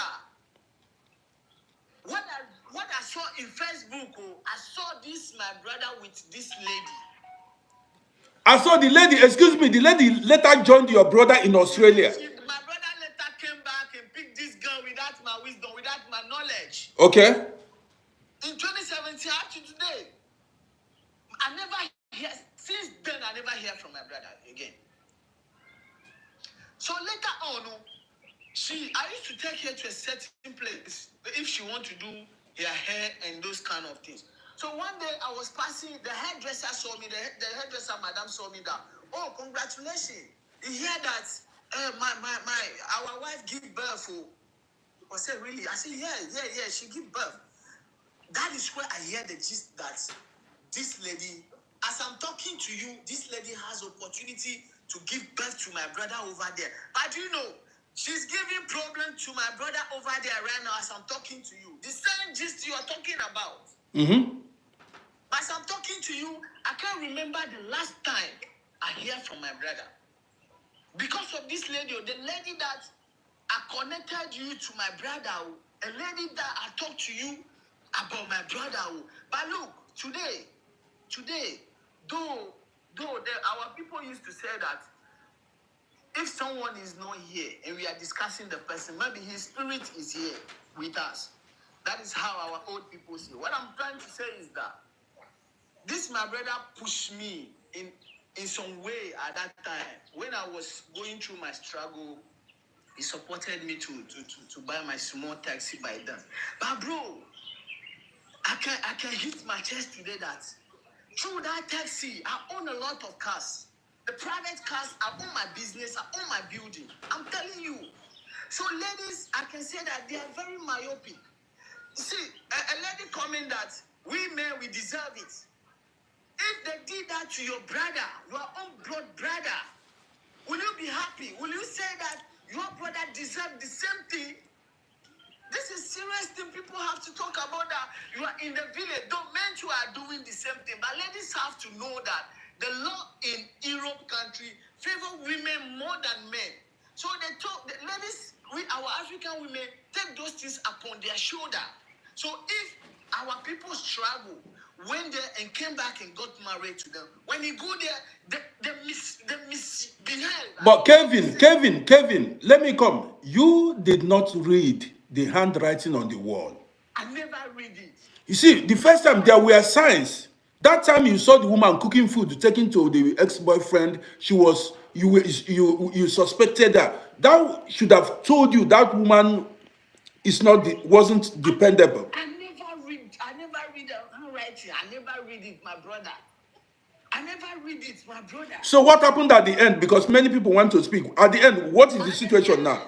At the end, right now, I don't know. I never hear from my brother since then up to today. I don't know how they're living. I don't ask of them. Since God bless me, I'm also doing my own thing. Because the promise he made to me is that, oh, bro, if everything was successful, I take this lady. In a year later, maybe you will join me over there. I'll get something for you doing. That woman will discourage, that wife discouraged him from doing it. That for there are women like that. It stopped you. You should have known that. If that woman that did that thing, she forgot that you were the person that connected her to your brother. You made it possible for her to go to Australia. You see. Okay, let's hear from the next, please. Kevin, I appreciate you. Who is the next? Let me go now. Let me get the conversation. Okay, Kevin, I appreciate you. Thank you for the gist.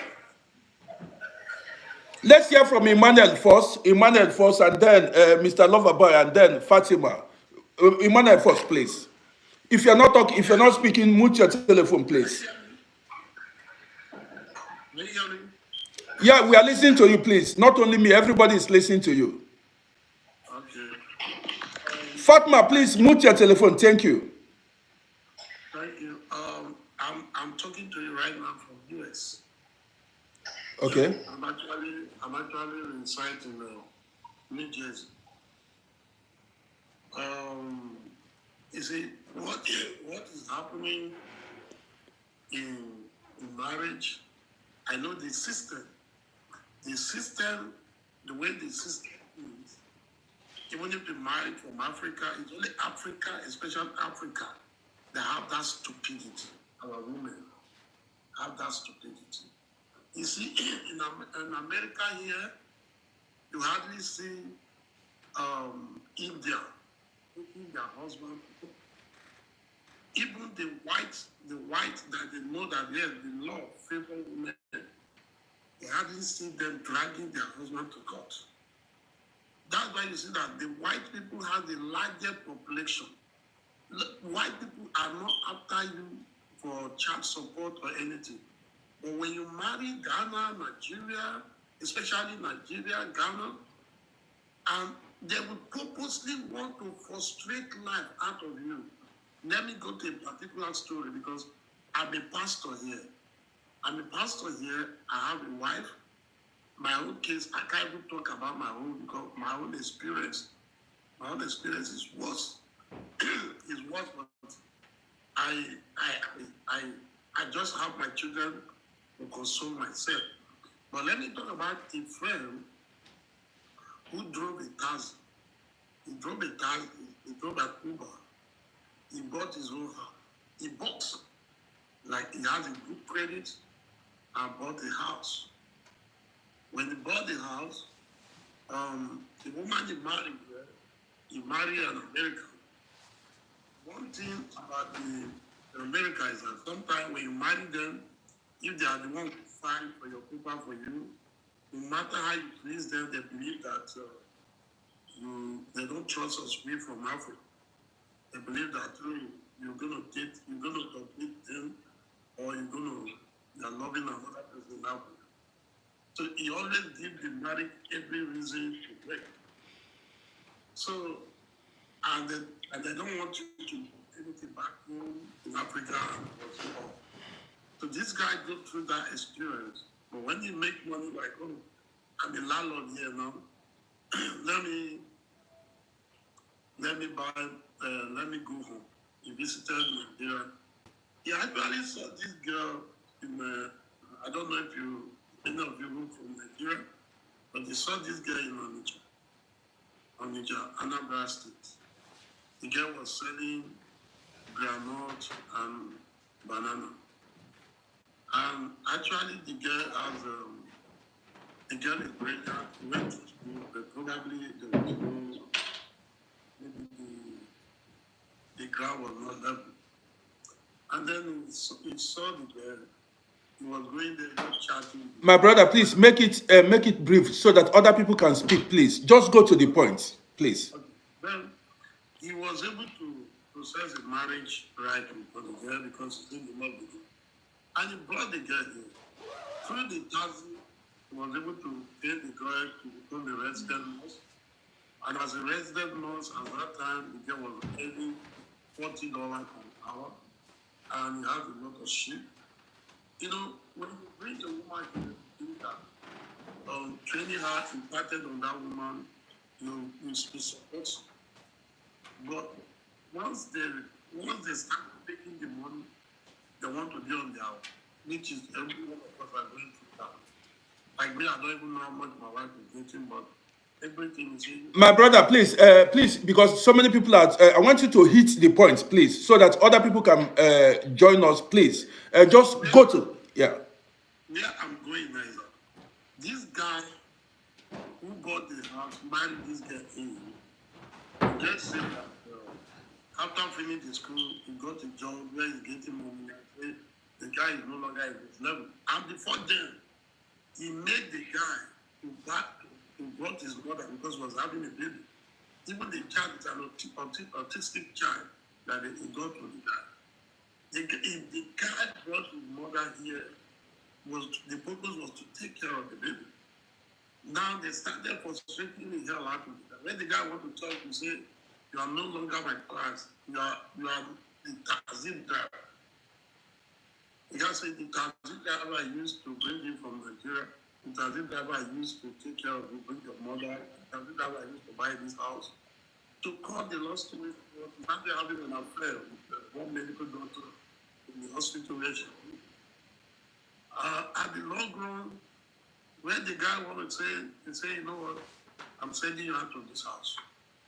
He just take a call and call the cops. And the police came and said, oh, this guy hit him. I never touched him. He said he hit him. And then the police hit the guy. You know, as usual, they take you to jail. Then the judge will give you permission to go maybe after 1 day or 2 days.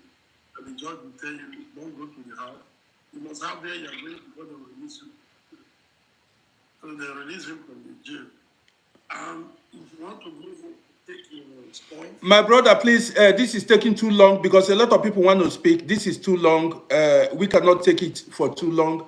Let's hear from Paul. I begged you, please hit the point. At the end of the day, what's happened? What happened was they clashed, the marriage spoiled, the guy went to prison, or what happened at the end? Because a lot of people are watching, they are eager. At the end, the house the guy bought, he was bringing his boyfriend, but at the end, the guy went to the house out of frustration to shoot the woman and her mom. Right now, this guy is killed because he took the law, he shoots the woman and the mother. Because what frustrated the guy, not because the guy was sent out of the house, but because the child, the autistic child, helped the guy, he took it to orphanage, motherless baby home. Instead of the guy believe that, okay, I'm not in the house, but my son is in the house. Despite the fact it's an autistic child, the guy don't bother. But he now took the baby to then keep in a motherless baby home, then bringing his boyfriend into the house to occupy somebody's property. So the end, the woman brought her boyfriend to come and occupy the husband's property. Yeah. Okay, thank you, my brother. Let's hear from Paul by Waters. I appreciate you. Thank you. Paul by Waters, let's hear from you. Thank you. I appreciate you, Mr. Emmanuel. Hello, Uncle. You're welcome. Good afternoon. Uncle, there's one point I gather from everything. Okay. Everyone keep making the same mistake, including myself. You cannot go for lower than yourself. Okay. And I say that to say, see, I'll use you as a case study because obviously I've known you for some time. If you was driving your taxi, still to date and do this, you will not get people listening to you. So all the experience you've gathered in the past, you're coming on live to share with you, so people will learn, people will pick. You can't bring a woman from Benin or Port Harcourt, whatever, to come and join you that's not seen life and don't want her to elevate, to go up. It's impossible. She will leave you. She will leave you. You could bring a nurse and let's say I don't know, your taxi driver in the UK, and she's been with you for 5 years and you're still doing the taxi driver, she will leave you. I don't know. For me, there's nowhere in this world that someone doing better than you is a crime. You understand what I'm saying to you? You need to match energy. Mm-hmm. I've done it in the past. I've dated someone lower than me, and when she started going, I took her places, like when she started seeing life, she told me I'm not a standard no more. It hurts, but I have to move on. You said something the other day, not the other day, a couple hours ago. You said, how is the guy going to take a girl off you? Because you know your what? You know your style. Exactly. Do you understand? So I'm just saying, people should stop saying, oh, if you bring someone, they leave you. Let them leave you. It's your fault. There's good women in Europe. Yeah, there are. You understand? You left, there's a shop here, you left Tesco and go to buy something from the, no, I'm not discriminating, from the packing stop, and you're complaining that it's not good. It's where you go and buy it from. Do you understand what I'm saying to you? If you want quality, you buy quality. It's simple. That's all I have to say, Uncle. Thank you. I appreciate you. Where is the Fatma that made the request? Fatma, you can join me again and make your points again. Fatima, you can make a request again. I'll bring you up again if you want, but if you do not want, then we call it a day. I've spent hours speaking, so now, yes. So the thing is, you've all heard me, and I've told you guys stories. Some people came in to say their mind. Well, guys, I am coming back once again. Story plenty. As I sit down here, as I'm sitting here now, my yash they pay me from sitting. I don't want to have that feeling as if I am driving taxi. My yash is paying me from. So what's going to happen is, since nobody want to come in, want to make a request, I want to bring this broadcast to an end. But then before, make sure you have subscribed to my YouTube channel. Make sure you've gone to subscribe to my YouTube channel. Nkene Ugu, you want to make a request? Make a request. Let me bring you in. Make a request now because I have a few minutes, then I'll be gone.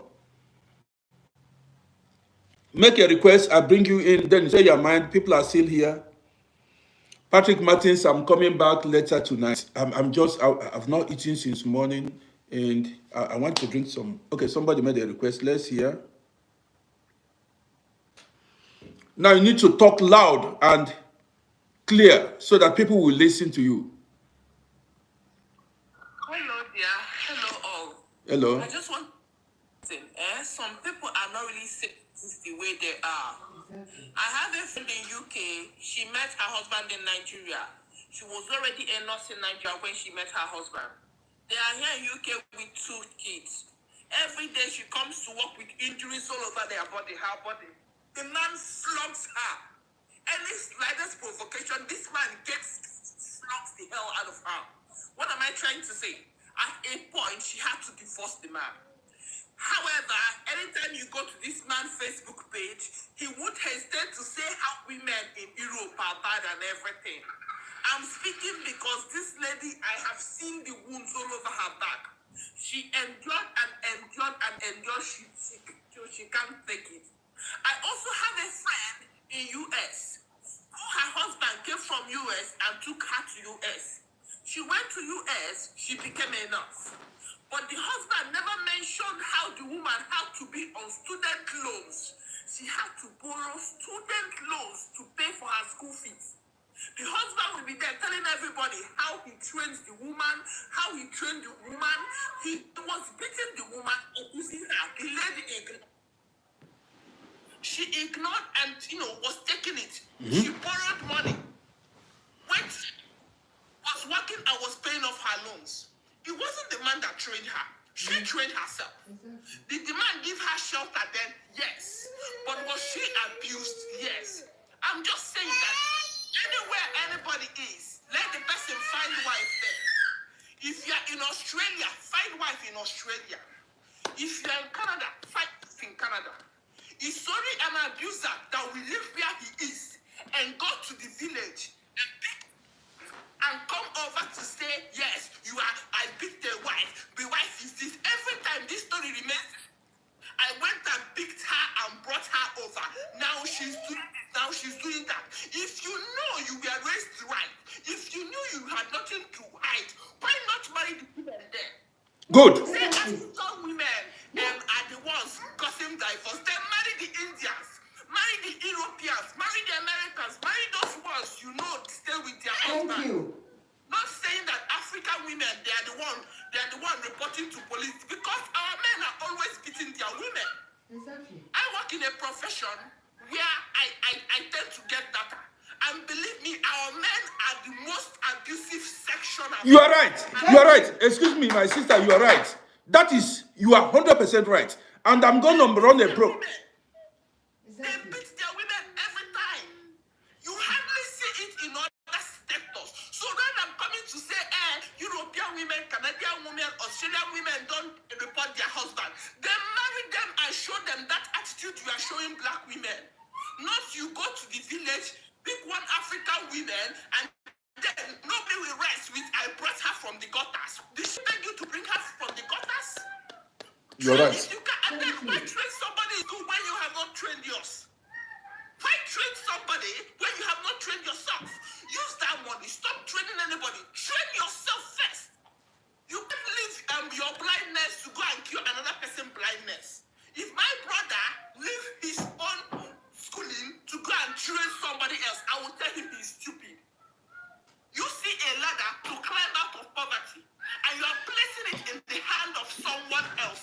It doesn't make sense. It doesn't make sense. Nkene, let me come now before you continue, please. The thing is, even this, excuse me, Nkene, these our African men, when they marry Europeans or other race, they don't touch them. They don't do it. No, they don't. They That's why I don't do it. said they should go and marry those ones that they said Europeans don't report their husband or anything. They should go and marry them. They should go and marry them. I have black men married to whites around me, and I know how they behave. They go shopping, they do this, they do that. If I'm taking my baby to children, gathering, they bring their own children. Their wives don't have time to bring the children to gatherings. Their wives don't have time to do those things. I'm pushing my child to go there. They are bringing their wives don't have time for that. So if they feel that those women are better, let them go and test that sea and then come out and explain better. Not going, you know what it means to come outside to the country, live in a developed country, then you are going back again to bring a woman that has no idea of the meaning of a bank account, a woman that doesn't have an international passport, a woman that didn't even finish secondary school. You bring her here because you feel you can abuse her and she will not do anything. Why not go for somebody that is as exposed as you are? You get where I'm coming from? Yeah. So I have seen this thing, and believe me, our men need to do better. Our men need to do better. I've seen African women willing to do everything to keep their marriage, but the abuse is too much. You're right. You can't keep enduring abuse in a society where you have freedom, in a society where you have your own money, in a society where you can afford your own standard of living. You can't be tolerating such. I don't know if you get what I'm trying to say. I'm listening to you. I just want to come here and just clear some things. Not that I'm not. In the same thing, I also want to say that some women are also wicked. We have bad women. We have bad women. There are also women that, despite the man being good, they are also devising means to hurt the man. I'm not saying they are not bad women. They are bad women. They are also bad men. Do you understand me? But the thing is, all these stories of going back to the village, bring one woman, I brought her, she studied nursing. Why not train yourself? Why not marry from there? Why can't you be nursing? To end all this, if you marry from there, if you know you are able, you are not abusive, if you know you have good character, marry where you are. Marry somebody that has the same category, somebody that has the same capacity as you. And if you know, if you marry the person and abuse the person, you will get the consequences. And if American women, Canadian women are better and don't report their husbands, then marry them, they won't report you. I just want to say that thanks a lot for having me in your life. I really appreciate it, to be honest. I just wanted to say these few words and then, bring it out there for everybody to have an idea of. You spoke very well, my sister. You are so articulate. You spoke loud and clear. I like that. Thank you. So I appreciate you. You made sense. You made a lot of valid points. I appreciate you. Thank you very much. Yes, I appreciate you. Now, what I'm saying is, let me drop her then before I continue.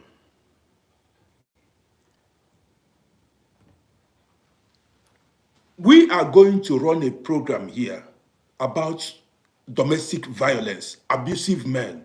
What she said was the truth. There are so many men, African men, they went to Africa to marry women they can intimidate. Every time I brought you in Europe, I brought you out from the gutters. I gave you good life. There are so many men like that. I'm going to bring two people in now, but please make your point clear and speak loud that people can hear, not speak loud so that there are people listening to you. Be loud and clear. And just don't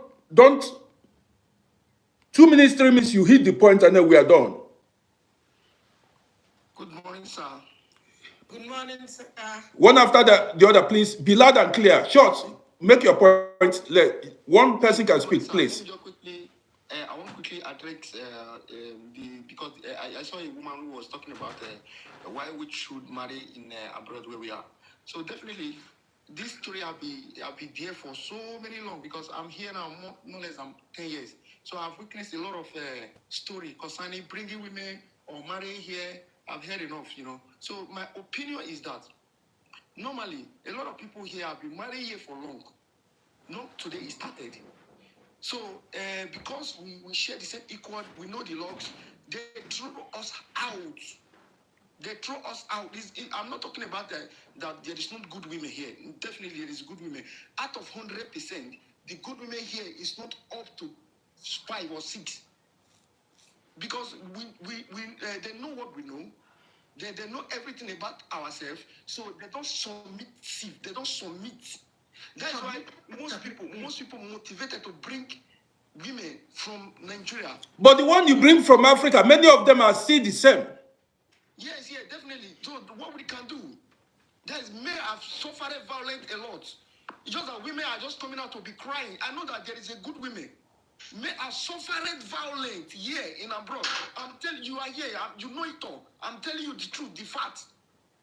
So a lot of men face difficulties. So it's not about bringing women or you just have find. Please, if everybody can hear me clear, find your man. If you want to marry a woman here, if you want to marry any woman here, try to know her so very much. Try to know what she can do, what she cannot do. This is the fact. Marrying here is not a problem. Bringing women is not a problem. Find who you love. Find who can submissive, who can submit to you. There are good women everywhere. It's just that most people are desperate when you bring them when you bring them come from Nigeria, they started misbehaving. Even from here now, when they are maybe people have been together, they will be having peaceful mind, playing with you with good heart. Immediately you drop one child, they start misbehaving.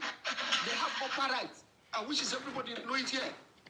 Thank you very much, sir. This is what my contribution. Thank you, I appreciate it. Let's hear from Candy, please. Mucha telephone. Let's hear from Candy. You know, I'm very happy the woman that came up before was able to explain exactly what the problem is. Because for years I have been saying, and I'm not trying to defend women, but for years I have been saying, when you as a man that is supposed to be 10 times stronger than a woman, take your 10 fingers, which means 2 hands, and put it on a woman and hit a woman, slap a woman across her face. That is the worst thing you could ever do. I am not sure if you have slapped your child. I have. And when I slapped my son, I looked at his face.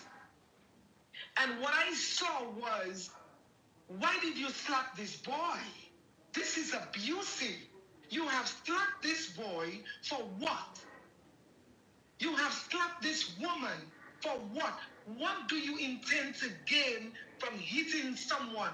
So you expect that if I'm cheating, you've put your hands on me, I'm going to change? No, you're making the situation worse because what you're doing is you are asking that woman to confide in another man to let that man know what is happening in the home. Once a woman confides in another man, that other man is going to take advantage of that woman and eventually get to go to bed with that woman. So our men have to tell ourselves, you cannot beat another person. Most times that's the number one thing that causes the problem and that makes the woman leave that woman abused. That's what I have to say. You are appreciated. We heard you. So, Thank you very much, Uncle Rudy. I love you very much. I watch you every morning. I'm in the United States and I love you and I cannot tell you how much I love you. Everything you say makes sense. You are a man of wisdom. You are a man of character, charisma. I love you. I love you. I love you, Uncle. Goodbye. I appreciate you plenty, my sister Candy. So let's hear from Emmanuel once again. Emmanuel, please, before you start speaking, I want you to be loud and clear. Make it very brief, please. Other people are watching.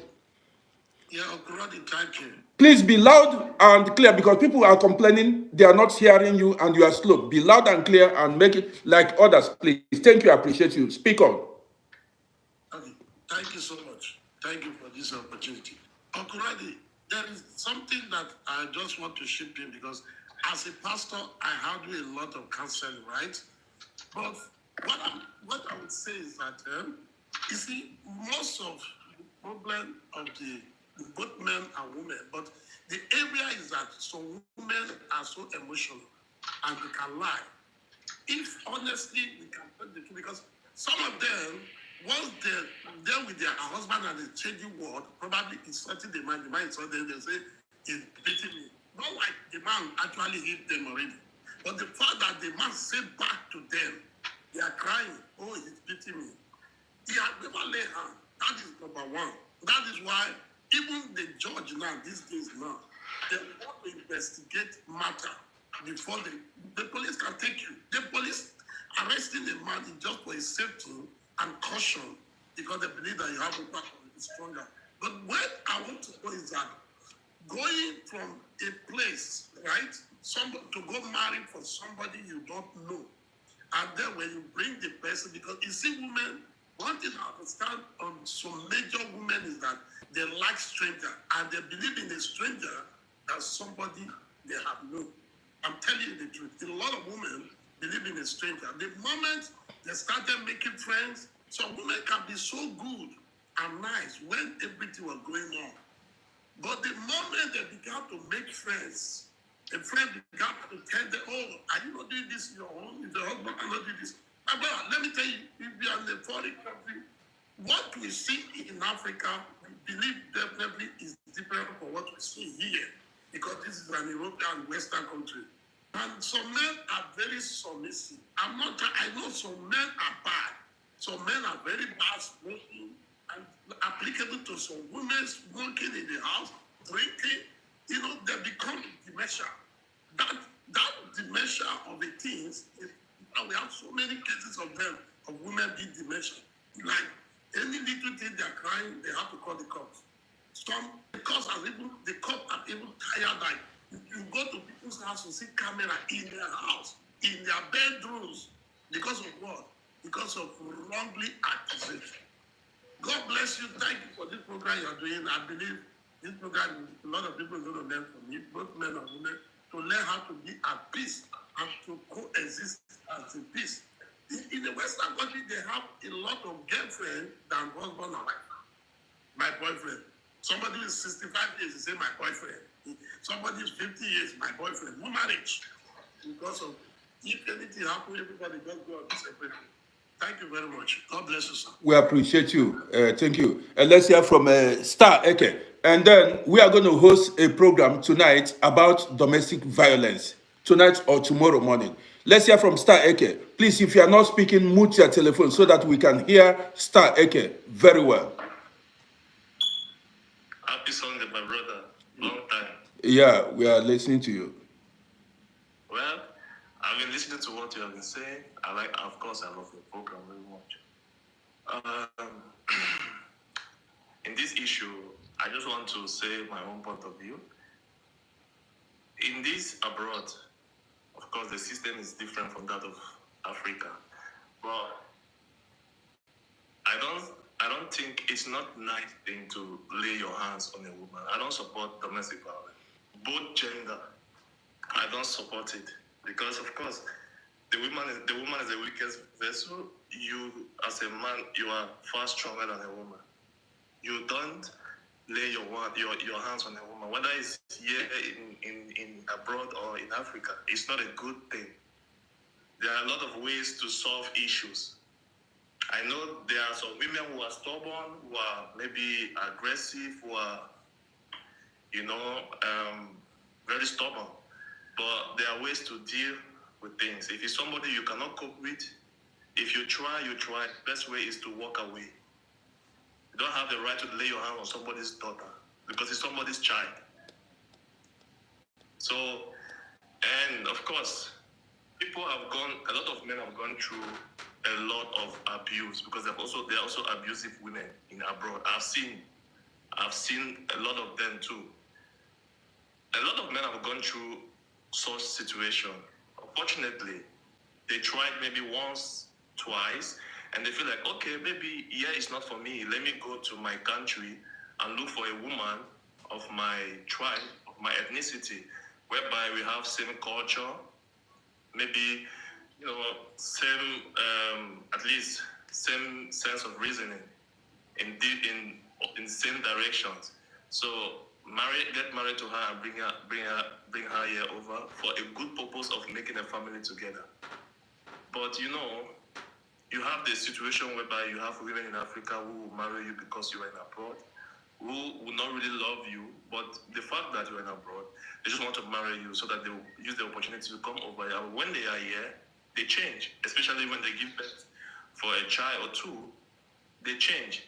So in this situation, I will advise men to look for women in abroad and settle down with. There are good women in abroad. Like the other brother said, try to know her, able to do courtship, friendship, or in a relationship, whereby being in a relationship, study the person that you are dating and to see if it's somebody you can cope with or not. So, but I don't support domestic violence. Nobody has a right to do that. I will not support that. I won't support that. So, I'm against men treating their women unfairly, beating them, doing is not good. Nobody's that you should be an animal to do that. So if you are with somebody and it's not working, separate. That's the best thing I can say. That's it. So that's my own point of view I have to give. Star Eke, I appreciate you. Thank you for your contribution. Guys, I want to end the broadcast now. I appreciate everybody who came in to say their opinion. You know how we do it here. Tonight or tomorrow morning, I'm going to run a program about domestic violence. When we talk about domestic violence, it involves a lot of things. We have verbal abuse. We have financial abuse. And so many men and women have been abused financially. So we are going to touch all these areas. Probably what I say, emotional abuse. It's not only when you hit somebody that you've abused the person. Like my brother Paul said, emotional abuse, verbal abuse, and financial abuse. We are going to touch it tonight or tomorrow morning. Yes. So, guys, you already know my name. My name is Rodi. Don't forget to go to my YouTube channel and subscribe to my YouTube page. Now, support me. That's a way of supporting me. Go to my YouTube channel at Uncle Rodi. Support me. So, I appreciate you. I want to wish everyone happy Sunday. Be at peace with everybody. In fact, show the people around you love. If you don't love a man, don't marry the man. If you don't love a woman, don't marry the woman. Nah, it's as simple as that now. You know the pains, don't hurt. Now we've been there now. Do you know the hurt? Do you know what people go through when they become broken-hearted? Do you know what people go through? I know some people can't cope. Some people unalived themselves. I know so many people who. Now, do you know what is? When somebody that laid hope on you, somebody that believed in you, invested in you, at the end of the day, you have other plans. Now, I'm coming back. I'm coming back. Some people cannot bear it. So when somebody have committed himself or herself, now things are happening. Me too, I suffered heartbreak when I was a young boy. So guys, see you in my next video. Happy Sunday to everybody. See you later tonight or tomorrow. See you guys. Yes, so Eric, I see you. I see everybody. I appreciate you. Don't forget to subscribe and follow. See you tonight or tomorrow morning.